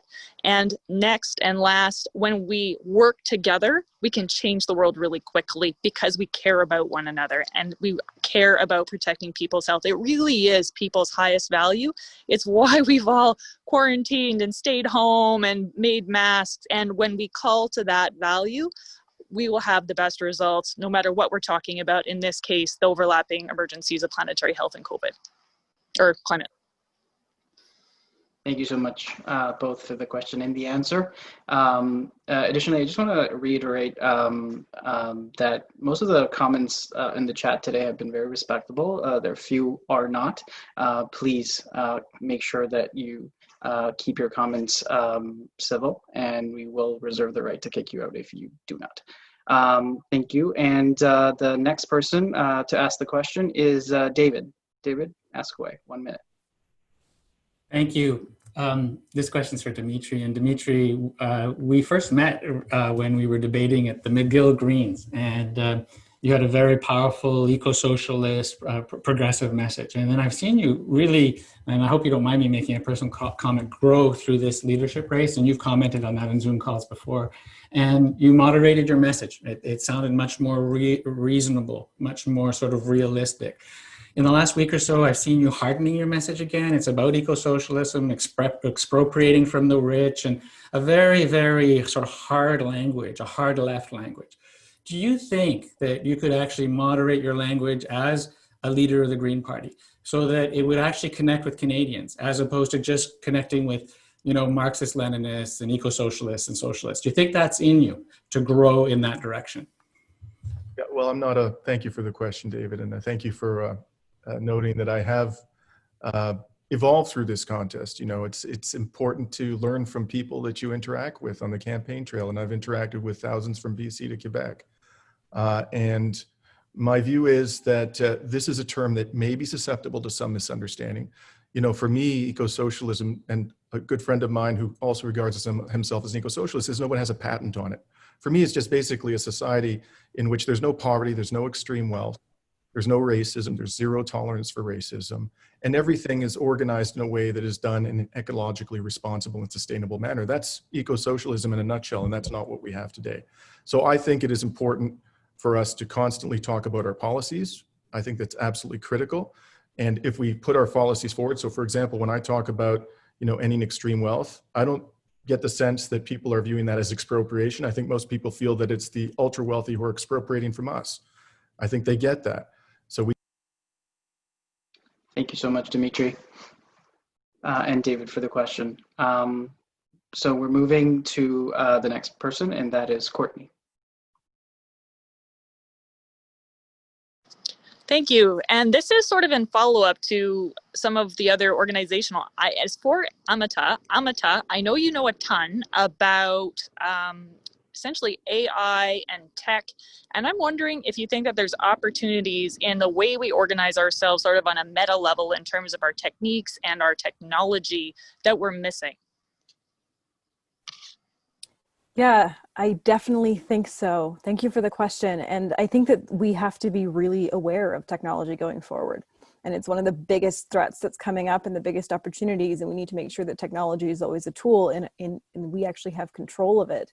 And that we are doing everything we possibly can to respect people's privacy and to enshrine stronger data privacy laws. But at the same time, we have these tools of connectivity we didn't have before. And if we're smart about it, as well as respectful of privacy, we can have a lot more strength in our organizing. And this comes from the way that we understand data, but also the way that we connect to people. And so as we are in COVID world, actually digging into the ways that we can connect digitally across the country and the ways that we can use tools of organization, I think is the biggest chance that we've got there. And in doing so, it's about the ethics of the technology, but also about the spaces that we create and making sure that they stay positive. Thanks. Thank you so much for that. So the next person to ask the question is Andrew. Thank you. I'm going to ask a question to Glen.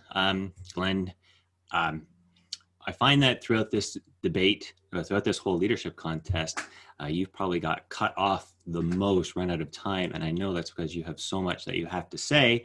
So I'm going to give you an opportunity to speak a bit more. Can you continue on some of the train of thoughts that you've shared in this debate here tonight within the scope of supporting provincial and municipal Greens?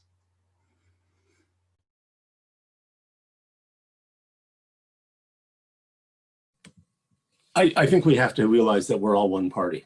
From the point of view of the public, right now we're likely heading into an election in BC. People are not going to differentiate that much between Adam Olsen and Elizabeth May. And the Green brand and our thinking is developed in reaction to all of those folks. And so we have to be very respectful. And I like the idea that Jason Hammond, Annamie referenced. That kind of regional construct exists in a really positive way. It is really important. And that's why language is so important. And I'm not just trying to pick fights with people over semantics.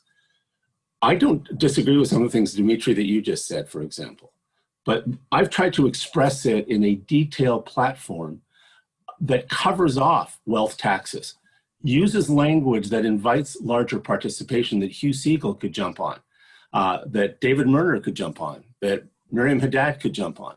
Because I found in my political experience, and I'd like a little respect for this, having won a lot of elections in difficult situations, that spending time on the content of ideas rather than political labels gets you votes. Thank you so much, Glen. So the next person to ask the question is Dimitri. Thank you. I have a question for Annamie. Annamie, I noted on Twitter yesterday that you had announced your hope that you would be given the nomination. You've mentioned tonight that you've expressed to your EDA that you're prepared to run in Toronto Centre. So my question for you is, if you're given the nomination, what can we all do to help you to win that riding?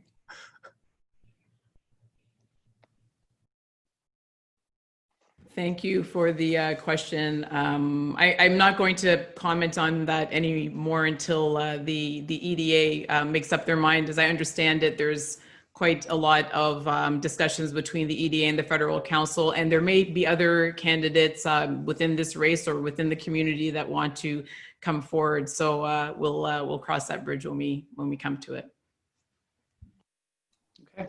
Well, thank you so much to all of you for all your very thoughtful and mature discussions. For the sake of time, we are going to cut short the debate a little bit and not include the topic closing statements. I'm going to hand it over to Jim. Abhijit, thank you so much. So we're just going to not have closing statements for the segment 3 question. We're now going to move directly to closing statements for our entire time together tonight. And every candidate will have 90 seconds. So Abhijit, you're going to be timing. That's correct. So every candidate will have 90 seconds, and then there will be no more statements or Q&A after this. I want to say it's going to be Andrew West starting us off. So Andrew, you're going to have 90 seconds for your closing statement for the entire evening tonight. To you, Andrew. Thank you, everybody, for coming here tonight. This is probably one of the most important, with the exception of the environment debate we had the other night, probably one of the most important topic for debates that we're going to have in this election, because it really comes down to winning. I've said consistently throughout this campaign that we need to win. The Green Party has some of the best policies, the best policies. They're the policies that attracted me to the Green Party. But they don't make a lot of good if they continue to just be policies. We must form government so we can turn those policies into legislation. That's the big key factor. And I've been a candidate for a long time. I've listened to what people think of the Green Party. I've based my platform on what I know how the Green Party can win. If we frame ourselves as a win-win option, that we have policies that help the planet and help people, but also help the economy, we will succeed. This is our ticket for winning. I want all of our policies to think about how it can be good for the environment, always consider sustainability, and always think about the economy. 30% of Canadians, time and time again, say that they're considering the economy when they vote. 30% of Canadians say they consider the environment. That's a winning combination.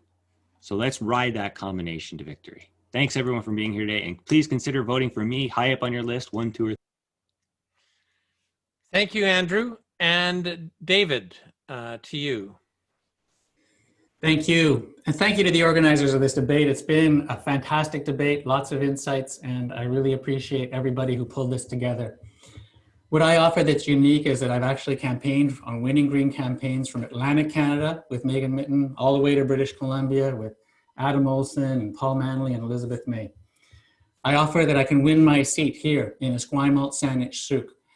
Came a close second last time, 26% of the vote, and we will win next time here. And what that does is it frees up people. It frees up resources. It means that I can campaign across the country as the leader, helping others to win seats.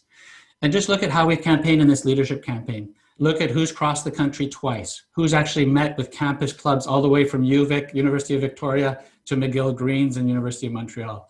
Look at who's been the positive unity candidate, the person who doesn't say bad things about other candidates, the person who is relentlessly positive in pulling people together. If we could pull together as 8 fantastic candidates and really win seats in the next election, because we're organized on the ground, because our volunteers are empowered, because we have 338 EDAs that are actually functional, as opposed to the 15, maybe 20 that are functional now. If we were working closely with our partners federally, provincially, and municipally, we can transform this party and we can transform Canadian politics. Thank you. Thank you, David. Courtney. Thank you. So I think we're living at a moment where we have a unique way to prove that healthy economies depend on healthy people, which depends on a healthy relationship with the environment. I think this is a moment where the Green Party, if we speak to people's need for safety, for health now and into the future, which we can, it's in all of our policies, we can do extremely well. I think we need a compassionate, action-oriented, values-driven approach. I'm known for staying calm pretty much every circumstance. One of my nurses who's worked with me for 10 years recently said the only thing that ever makes me mad is the lack of recycling at the hospital. And I'm so really good at bringing the best out in others. So I thank you for all the conversations I've had as I've gotten to know this party, for organizing this. I've loved creating change outside of politics. And I entered politics because it's really clear that this is a determinant of health. And I think the Green Party, out of all of the other groups in Canada, has the best chance at creating the most change of the most important issue of our time. And I look forward to doing that with you as the leader. Thank you, Courtney. Annamie.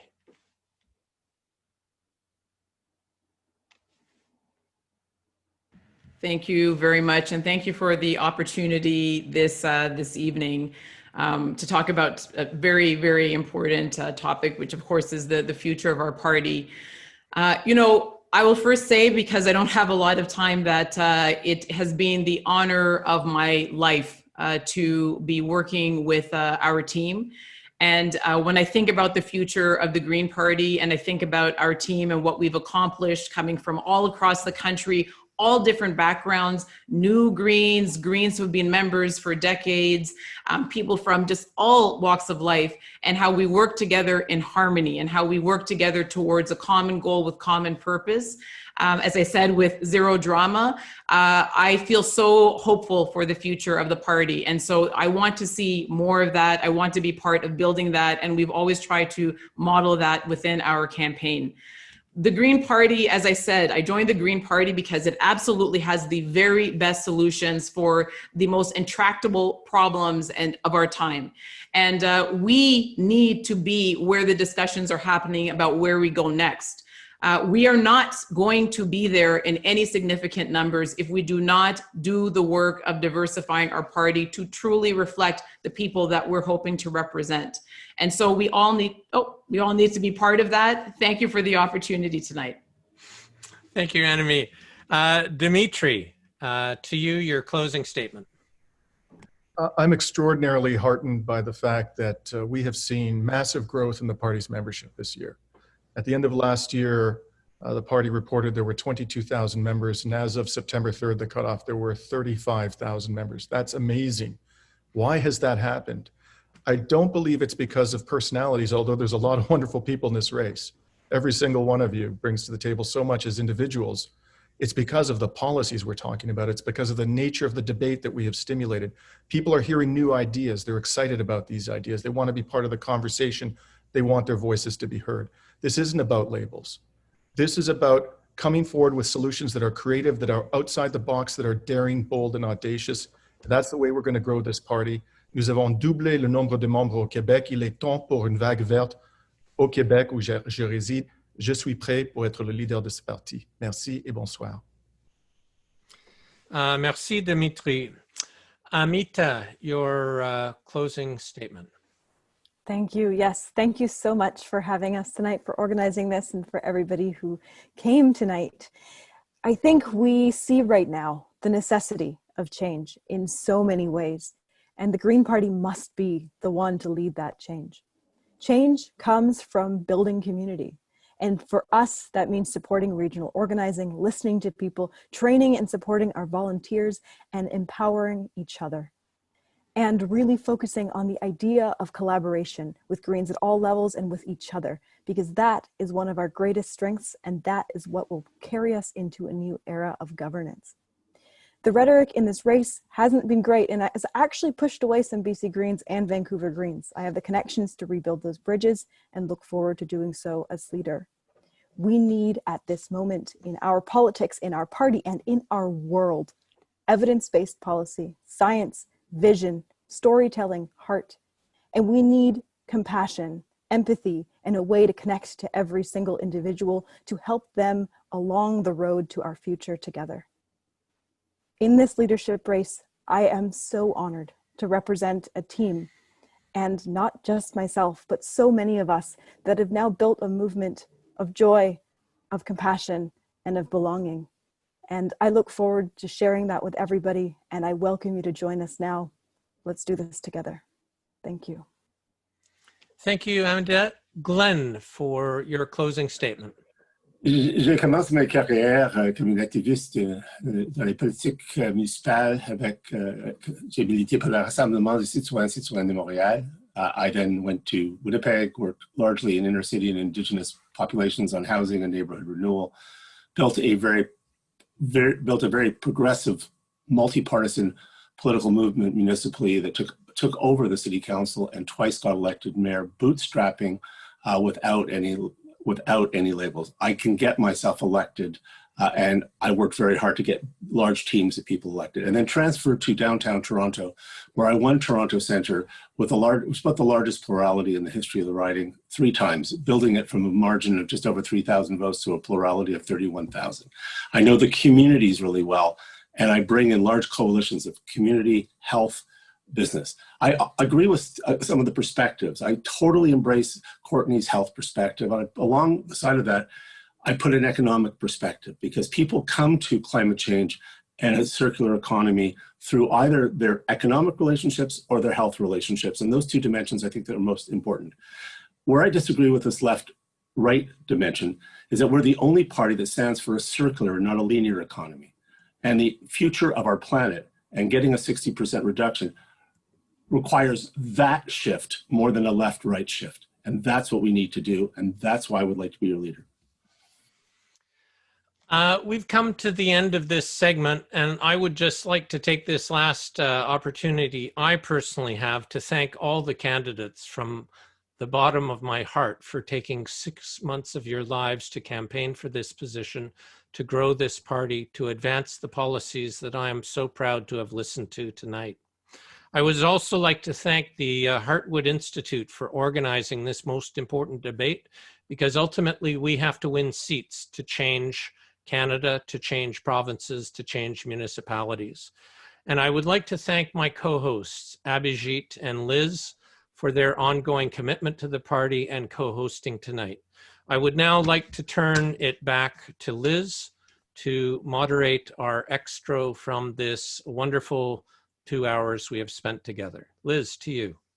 Great, thank you, Jim. And this has been just a fascinating afternoon, evening. It's early evening here and looking quite nice still. I would like to give a huge thank you to the contestants on behalf of the Heartwood Institute, Andrew, David, Courtney, Annamie, Dimitri, Amita, Glen. Thank you so much for taking the time to be here with us tonight.